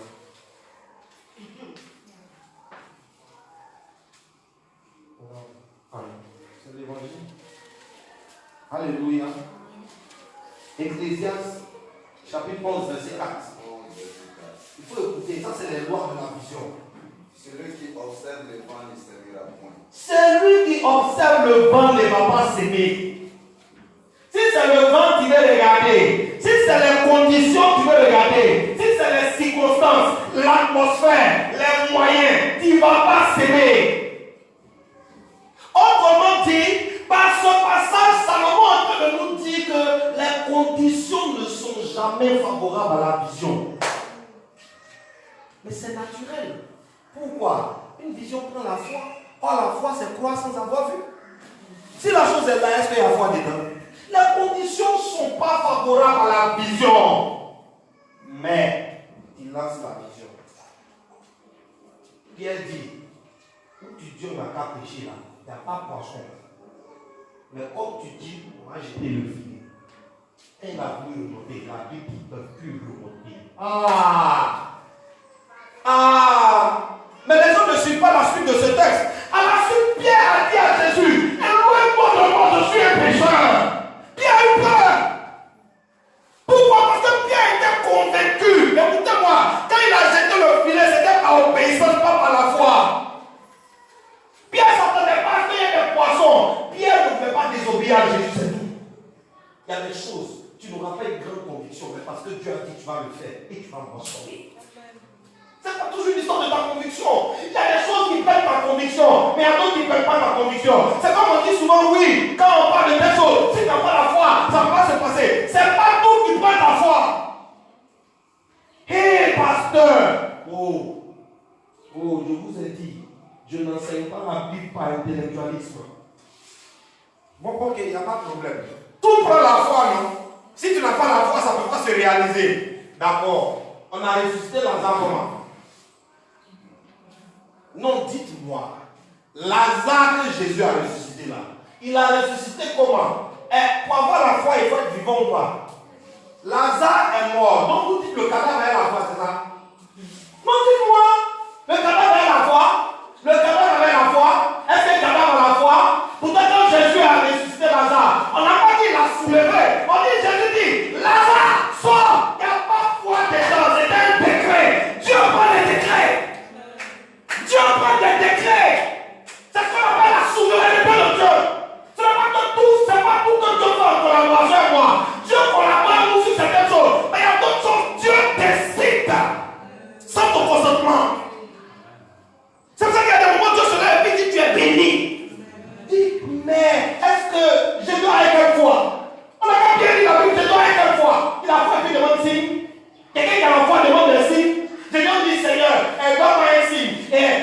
pleuvait, puis ici, la commence à être mouillée. La Bible dit, il a plu. Mais là où il a montré, il n'était pas mouillé. Gédéon s'est réveillé. Il dit, pardon, on va essayer encore. Quelle foi! Quelle super foi! Une foi qui ne fait que tester Dieu, qui a dit, ne me mettez pas à l'épreuve. Gédéon n'avait pas la foi. Pensez que toi, il y a une histoire de foi? Non. Souvent, ton obéissance va parler de toi. Ton obéissance va parler de toi. Ta discipline va parler de toi. Sarah, l'année prochaine, à la même époque, Sarah aura un fils. Sarah a fait quoi? Le nom d'Isaac. Isaac signifie elle a ri. Sarah a ri. Mais ça me fait rire quand les gens parlent de ça, parce que les gens qui ne lisent pas bien la Bible aussi, ils aiment prendre les exemples pour inculquer les femmes. Oui, Sarah a dit, mais Abraham est la foi, c'est faux. 2 chapitres avant, Dieu a dit ça à Abraham, Abraham a dit aussi. 2 chapitres avant, Abraham a dit. Je crois que c'est 17 et 19, ou 19 ou 21. Allez, regardez. 2 chapitres avant, Abraham a dit. 2 chapitres plus tard, Sarah a dit. L'année prochaine, à la même époque, Isaac est né. Dieu riait. Dieu riait. Ce n'est pas tout qui prend toi ta participation. Souvent, ça prend juste ton obéissance. Vous pensez que quand Zacharie partait servir dans le temple, il s'attendait à Dieu, Dieu lui donnait un enfant. Vous aussi. À son âge, il n'attendait plus d'enfant.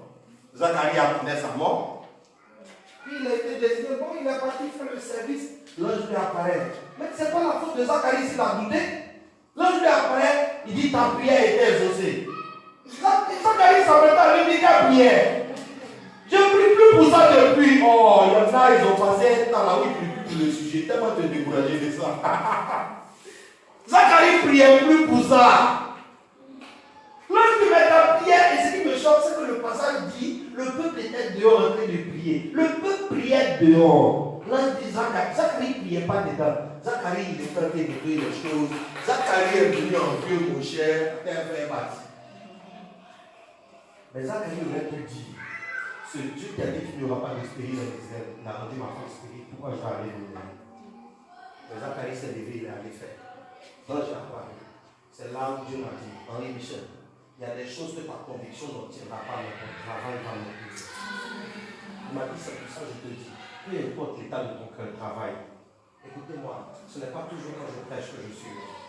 Ce n'est pas toujours quand je vais évangéliser que je suis content. Ce n'est pas toujours quand je vais parler de Dieu que ça va. Non, en fait, la plupart du temps même, c'est très difficile. Mais je le fais pour une seule chose. Celui qui a fait la promesse est fidèle. Celui qui a fait la promesse est fidèle. Il est fidèle. Sinon, beaucoup auraient renoncé. Et beaucoup renoncent. Mais nous croyons que celui qui a fait la promesse l'accomplira. Quelqu'un me dit. Zacharie a reçu. Je peux vous donner plein d'exemples comme ça. Ne regardez pas le vent avant de semer. Regardez Dieu. Regardez Dieu. Première loi de la vision. Ne regarde pas le vent. Regarde Dieu. Deuxième loi de la vision. 1 Timothée, chapitre 4, verset 15. Nous allons finir ce matin avec les lois de la vision. Et dimanche prochain, nous allons poursuivre. Toujours dans le texte de la vision. 1 Timothée 4, verset 15. Deuxième loi de la vision. Alléluia.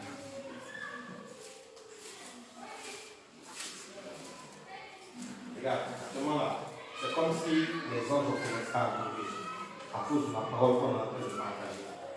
De cette parole qui dit qu'il te suffit de faire ce que Dieu dit et tu verras sa gloire. Fais ce que Dieu dit. En vérité là, écoutez-moi, la foi grandit au fur et à mesure que j'exerce ce que Dieu dit. Parce que quand je mets en pratique la parole, il se manifeste, ça fait grandir ma foi. C'est ça que Jésus a dit en Jean chapitre 14. Je vous annonce les choses d'avance. Pour que quand elles s'accompliront, vous puissiez voir.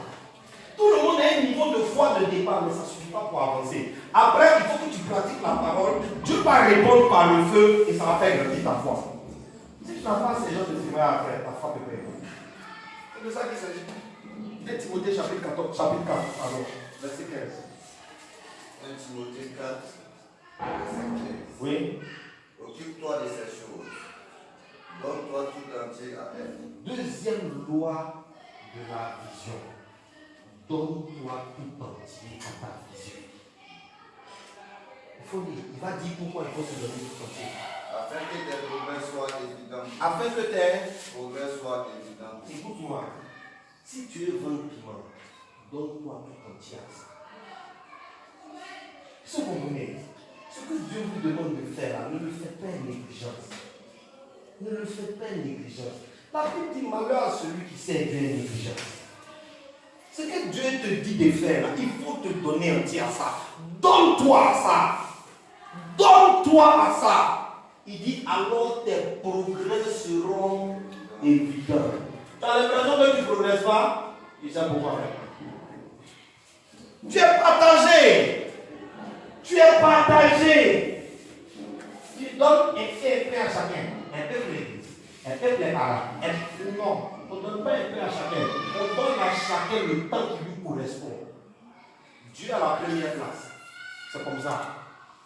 Dieu a la première place. L'église occupe la place en bas de Dieu. L'église, l'œuvre de Dieu, occupe la place juste en bas de Dieu. L'œuvre est prioritaire sur tes enfants. Vous pensez de quoi? Non, mais l'œuvre est prioritaire sur tes enfants. On a plagué les femmes avec des messages bizarres que oui, occupe-toi de ton mari d'abord. Donc il y a des femmes, leur mari leur dit de ne pas partir à l'église, elle ne va pas à l'église, on dit de s'occuper de ce que son mari dit. Une femme, on la convoque au conseil des ministres, elle va écouter son mari s'il dit ne va pas. Alors, il ne faut pas jouer les plaisantins. Oui, la femme a un ministère envers son mari. Mais le mari de la femme n'est pas plus grand que Dieu.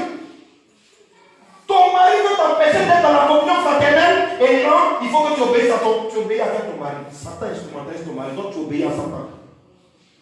Tu obéis à Satan. Si ton mari ne se conforme pas à la volonté de Dieu, je vous ai dit, à l'armée, un soldat n'a pas le droit de discuter l'ordre de son supérieur, sauf si l'ordre est illégal. Si ton ordre est illégal, je discute ça. C'est comme au travail. Ton patron te dit fais ceci, fais cela. Tu n'as pas, même si tu penses que ce n'est pas une bonne chose, que ça ne va pas marcher, tu lui dis pourquoi. Il dit il faut faire quand même que tu t'aimes et tu fais. Tu obéis, c'est tout. Par contre, s'il te dit il faut quantifier, tu dis je ne fais pas. Tu ne fais pas, je te renvoie. Faut me renvoyer.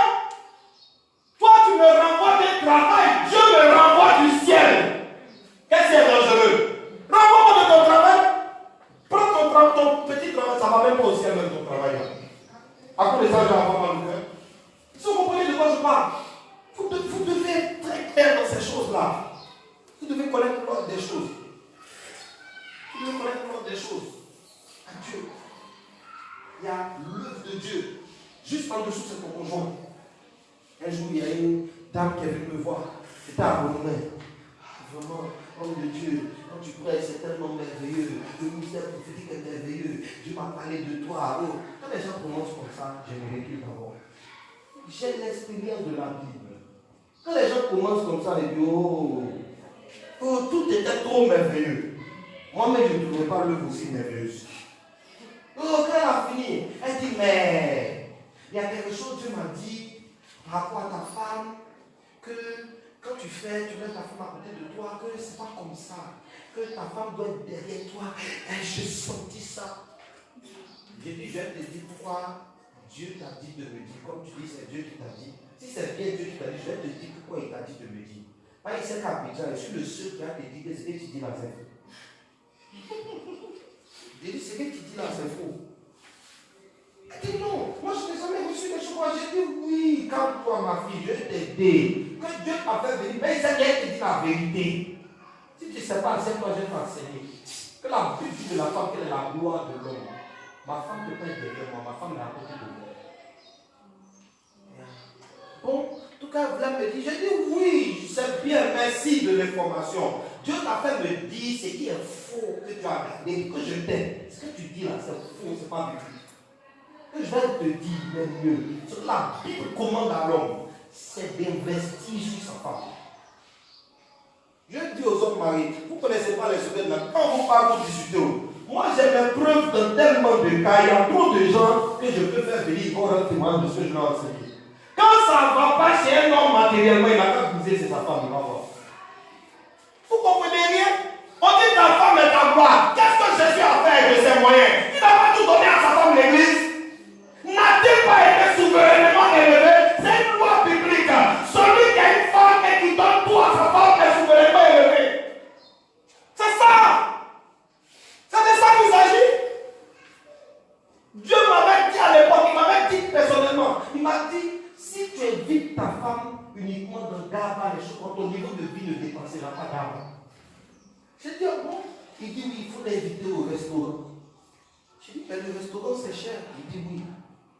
Quand tu vas permettre à ta famille de se, de se réjouir de ton bien, c'est une dîme. C'est une dîme. Tu lis de l'Évêque, c'est une dîme. Tu prends ton bien, ta femme, tes enfants, ils rient de ça. À un moment donné, tu vas gaspiller sur ta famille. Ah, quelqu'un n'a pas dit rien. Ce sont les lois bibliques, je vous enseigne. Un jour, j'ai reçu un monsieur. Oh, c'était un Nigérien, je crois. Le monsieur qui avait offert une belle table vitrée à l'église à l'époque. Le monsieur, il était dans le quartier abonné là-bas. Et puis il a vu, je ne sais plus trop qu'est-ce qui s'est passé. Et quand on a prié, le Seigneur m'a révélé qu'il n'a qu'à habiller son enfant. Il travaille. Le monsieur s'est levé. Il dit, ah ok, il a obéi à la parole. Il est parti à son enfant. Puis il n'a qu'à aller. Son enfant n'a qu'à porter les actions. Son enfant n'a pas appeler son papa. Il est parti, il a habillé, il a fait les trucs. La semaine qui a suivi, il est tombé dans la vie du monsieur. Il a fait une forme d'une jolie table comme ça. Et c'est aussi simple que ça. Il y a des gens que j'ai rencontrés, parole de connaissance, j'ai eu pour une affaire. Il n'a pas payé, je suis vous enfants. Alléluia. C'est bizarre. C'est ça. Alléluia. Consacre-toi à ça. Dieu, l'œuvre de Dieu. Mon épouse. Les enfants viennent après. Ah, tes enfants viennent après ta femme. Qui fait enfant? L'enfant ne peut pas venir avant femme. C'est bien, quelque chose qui ne va pas bien. L'enfant ne vient pas avant femme. C'est femme qui fait enfant. Femme vient avant enfant. De même, il faut dire une femme, l'enfant ne vient pas avant papa. Et c'est les femmes que ça fatigue. L'enfant ne vient pas avant papa, c'est papa qui donne l'enfant. L'enfant ne peut pas venir avant papa. Il y a des femmes qui font que leur mari, ils sont jaloux des enfants. Et puis elle se dit, hé, il exagère. Tu vas te juger. Tu vas voir. Tu vas voir le jugement de Dieu sur toi. Les enfants ne peuvent pas prendre la place de leur père. C'est comme ça. Alléluia. Amen. Bon, regarde, c'est pas le sujet du jour. 1 Timothée 4,15, il faut se consacrer.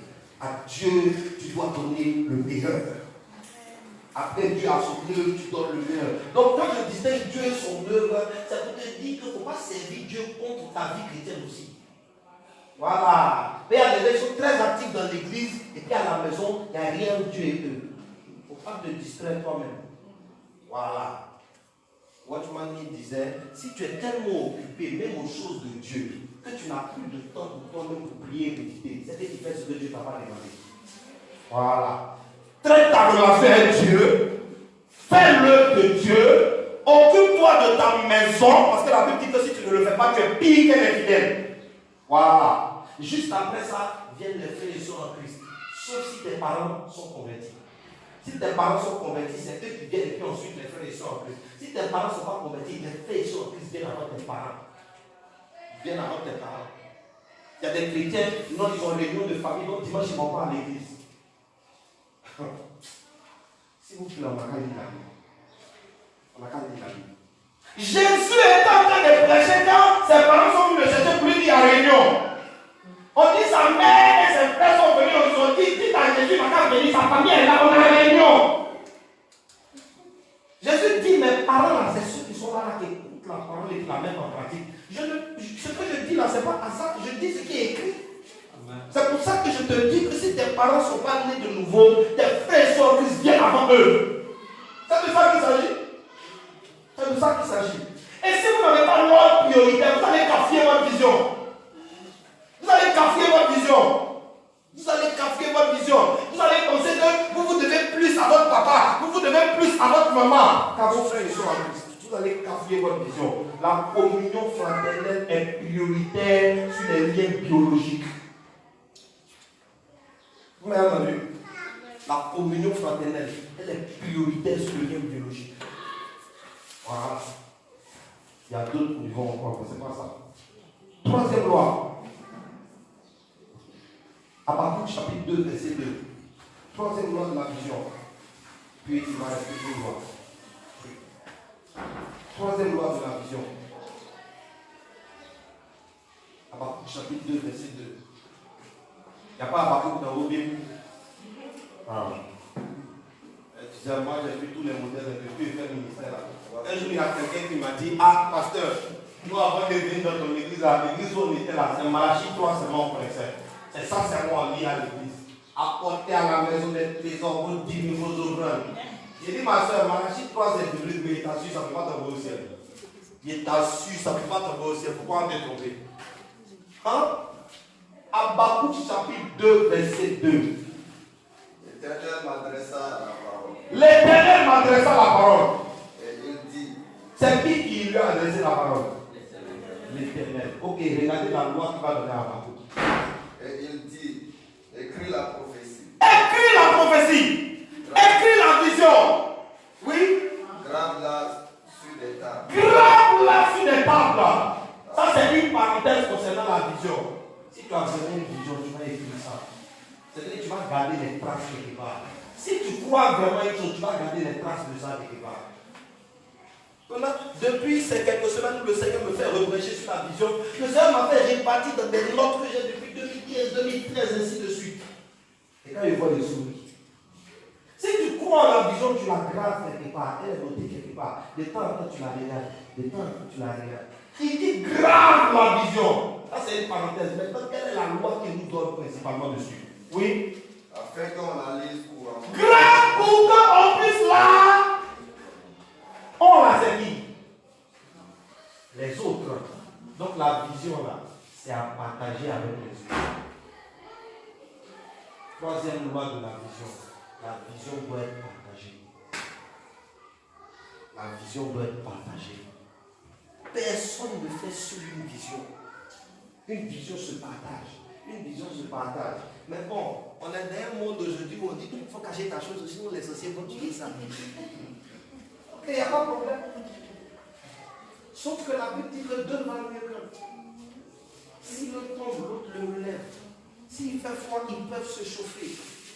S'il y a un ennemi, toi seul, tu vas chasser peut-être 1000, mais à deux, vous pouvez chasser 10 000. Écoutez-moi, la vision, on la partage. La vision, on la partage. Une vision, on la partage. Si tu ne partages pas la vision, elle ne grandit pas. Amen. Et tu ne vas pas te réjouir de ça. Alléluia. Dernière loi de la vision. Galates chapitre 6, verset 9 à 10. Galates chapitre 6, verset 9 à 10. Dernière loi de la vision. Galates chapitre 6, verset 9 à 10. Galates 6, verset 9 à 10. Oui. Ne nous lassons pas de faire le bien. Ne nous Lassons pas de faire le se lasser, c'est quoi? Se fatiguer, se décourager, abandonner, renoncer. Ne nous lassons pas de faire ce qui est bien. Mais je dis, ce qui est bien là, si j'ai fait, pourquoi je vais me décourager à un moment de ça? Je vous dis, et c'est pas toujours que tu as fait le bien et que tu as mentionné le bien. C'est pour ça que tu vas te passer un moment. Le verset n'est pas écrit par hasard. Quand il dit ne nous lassons pas de faire le bien, c'est pas il sait qu'il y a des fois tu as fait. Tu connais quand tu es au stade, tu dis ah, lui, il ne peut pas changer. Elle ne peut pas changer. Il ne peut pas changer. Si, il fait changer. Elle fait changer. Toi, ne te lasse pas. Continue. Regarde ce qu'il va dire après. Car nous moissonnerons au temps. Car Nous nous moissonnerons moissonnerons. au temps contenant. C'est vrai qu'il est écrit que celui qui sème moissonne. Mais on n'a pas écrit dès que tu sèmes, tu moissonnes. On a dit celui qui sème moissonne. Pas dès que tu sèmes, tu moissonnes. Je ne connais aucune plante que quand la plante matin, le soir, elle a poussé. Dieu a utilisé l'expression de semence. Donc, normalement, on devait regarder la création. C'est-à-dire, naturellement, tu devais te dire, ce qui pousse le plus vite sur la terre, là, hein, c'est Ève. Tu comprends? Mais après que tu as planté Ève, là, ça ne pousse pas en un jour. Ça ne pousse pas en 2 jours. Même une semaine, tu ne vois pas encore. Il va peut-être pleuvoir un peu, et puis dans les 2 semaines qui suivent, tu vas commencer à les voir. Si c'est continent, tu plantes, ça va te faire 45 jours. Si tu t'as planté, au fur et à mesure, en fonction de ce que tu plantes, ça met plus de temps. Quelqu'un comprend de quoi je parle? Mais Dieu dit, je sais, mais ne vous lasse pas. Je sais pourquoi j'ai mis du temps. Et je ne vais jamais oublier le jour où le Seigneur m'a dit cette parole. Le Seigneur m'a dit, tout ce qui naît vite, meurt vite. Je vous ai déjà dit ça. Tout ce qui naît vite, meurt vite. Mais tout ce qui prend son temps pour naître, vit longtemps. Vous comprenez? Les moustiques naissent vite. Les mouches naissent vite. Tout ce qui naît vite, meurt vite. Donc, acceptez que Dieu vienne sur le temps. C'est parce qu'il veut vous faire aller dans l'éternité. Que Dieu vous bénisse.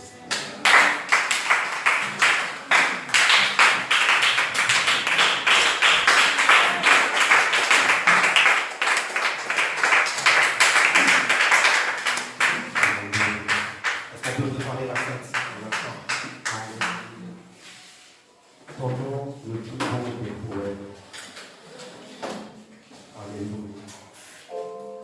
Si tu es là, tu sais que pour ce mois qui vient de commencer, ce mois de mars, tu as un défi. Peut-être que c'est un défi de santé, peut-être que c'est un défi d'argent, un défi d'affaires, un défi professionnel. Je ne sais pas. Peut-être que c'est un défi familial, je ne sais pas quel défi. Mais si tu sais que tu es là et que tu as un défi pour le mois qui vient de commencer, tu vas t'avancer. La Bible dit que régulièrement, les apôtres se mettaient à la porte de la ville et ils rendaient ministère au peuple. Ce matin, parce que c'est le premier dimanche du mois, nous voulons rendre le ministère au peuple et prier pour tous ceux qui ont des défis. Pourquoi? Parce que le Seigneur a dit dans sa parole, en Psaume 61, verset 3, que de sa main puissante, il nous mènera sur les rochers qu'on n'arrive pas à atteindre. Il va nous mener sur les sommets qu'on n'arrive pas à atteindre. Nous voulons prier pour que l'Éternel puisse donner un coup de pouce à quelqu'un pour le mener dans la dimension qu'il n'arrive pas à atteindre. Alléluia. Ton nom, c'est celui-là que j'aime. Ton nom, c'est après la prière. Après la prière. Ton nom, le plus beau des poèmes.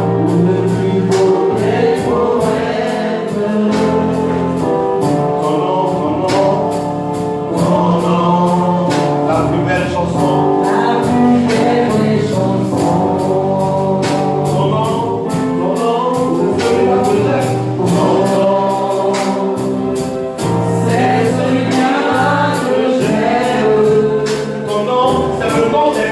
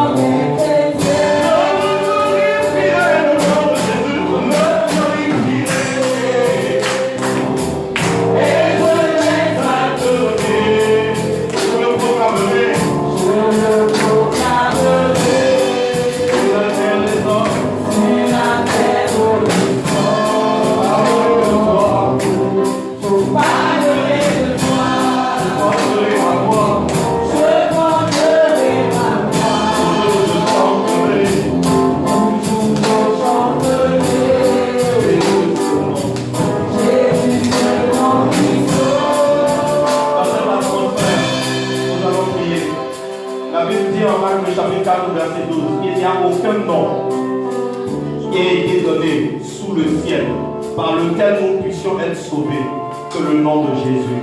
Il n'y a aucun nom qui ait été donné sous le ciel par lequel nous puissions être sauvés que le nom de Jésus. Il n'y a aucun nom qui ait été donné sous le ciel par lequel nous puissions être sauvés que le nom de Jésus. Amen. Mais le Seigneur a dit dans sa parole dans Isaïe chapitre 59 que ce sont nos péchés qui nous empêchent d'intervenir dans nos vies. Tu vas donc commencer à prier. Tu vas dire à Dieu, tu vas lui dire avec moi, Père Céleste. Ce matin, je me tiens devant ta face. Je me tiens par le nom de Jésus. Le nom au-dessus de tout nom. Le nom à l'évocation duquel tout genou fléchit. C'est avec foi dans le nom de Jésus. Avec confiance dans le nom de Jésus. Que je m'approche du trône de la grâce. Car tu nous as dit de nous approcher du trône de la grâce. Pour recevoir de toi. Mais je sais, Père, que tu ne peux pas exaucer celui qui vit dans le péché. Celui qui vit dans l'égarement. Toi, tu me connais. Tu sondes mon cœur et mes rêves. Seigneur, ce matin, par ton Esprit Saint, sonde-moi. Convainc-moi de péché. Révèle-moi ce qui dans ma vie m'éloigne de toi. Empêche ta gloire. Empêche ta gloire de se manifester. Et je te demande pardon pour cela. Tu as dit dans ta parole que si nous confessons nos fautes, tu es fidèle et juste pour nous les pardonner. Seigneur, pardonne-moi et par le sang de ton Fils Jésus, purifie-moi. Purifie mon corps. Purifie mon âme. Purifie mon esprit. Purifie-moi, Père. Au nom de Jésus. Lavé par le sang de Jésus. Lavé par le sang de Jésus. J'élève les mains vers toi. Car tu as dit, invoque-moi au jour de la détresse. Et je te répondrai. Seigneur, je t'invoque. Réponds-moi. Viens au secours de ton Fils. Délivre-moi. Délivre-moi. Délivre-moi. Délivre-moi. Délivre-moi des pièges du diable. Délivre-moi des chaînes du diable. Délivre-moi des limitations. Délivre-moi. Délivre-moi des prisons. Délivre-moi au nom de Jésus. Il est écrit que tu nous délivres. Ouvrez vos mains, parce que le Seigneur est en train d'agir. Il est écrit que tu nous délivres du filet de l'oiseleur. Seigneur, vois ce qui retient mes pieds. Délivre-moi. Vois ce qui retient mes pieds. Délivre-moi au nom de Jésus. Vois ce qui retient mes mains. Délivre-moi au nom de Jésus. Vois ce qui retient mon cou. Vois ce qui retient ma foi. Vois ce qui retient mon foyer. Vois ce qui retient mon ministère. Vois ce qui retient mon travail.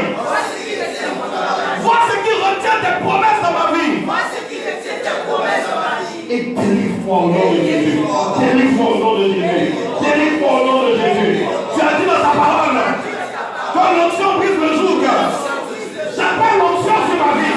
J'appelle l'onction sur ma vie. J'appelle l'onction sur ma vie. J'appelle l'onction sur ma vie. J'appelle l'onction sur ma vie. J'appelle l'onction sur ma vie. J'appelle l'onction sur ma vie. J'appelle l'onction sur ma vie. J'appelle l'onction sur ma vie. Au nom de Jésus. Brise-la, brise-la, brise-la. Brise-la, brise-la, brise-la. Brise-la, brise-la, brise-la. Brise-la, brise-la, brise-la.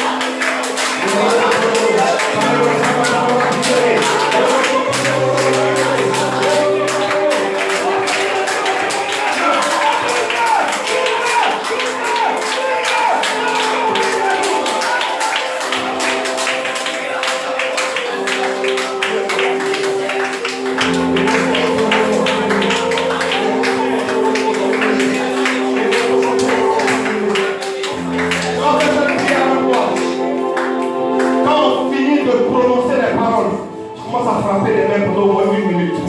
Tu m'entends? Tu pries avec moi, tu dis Seigneur. Prie de tout ton cœur, bien-aimé, prie de toute ta force. Tu fermes les yeux, tu dis Seigneur. Tu as dit dans ta parole que l'onction brise le jour. Et ce que ta bouche a dit, ta main l'accomplit. Maintenant, Père, quand je frapperai de main, que l'onction coule. Contre tout ce qui bloque mon foyer,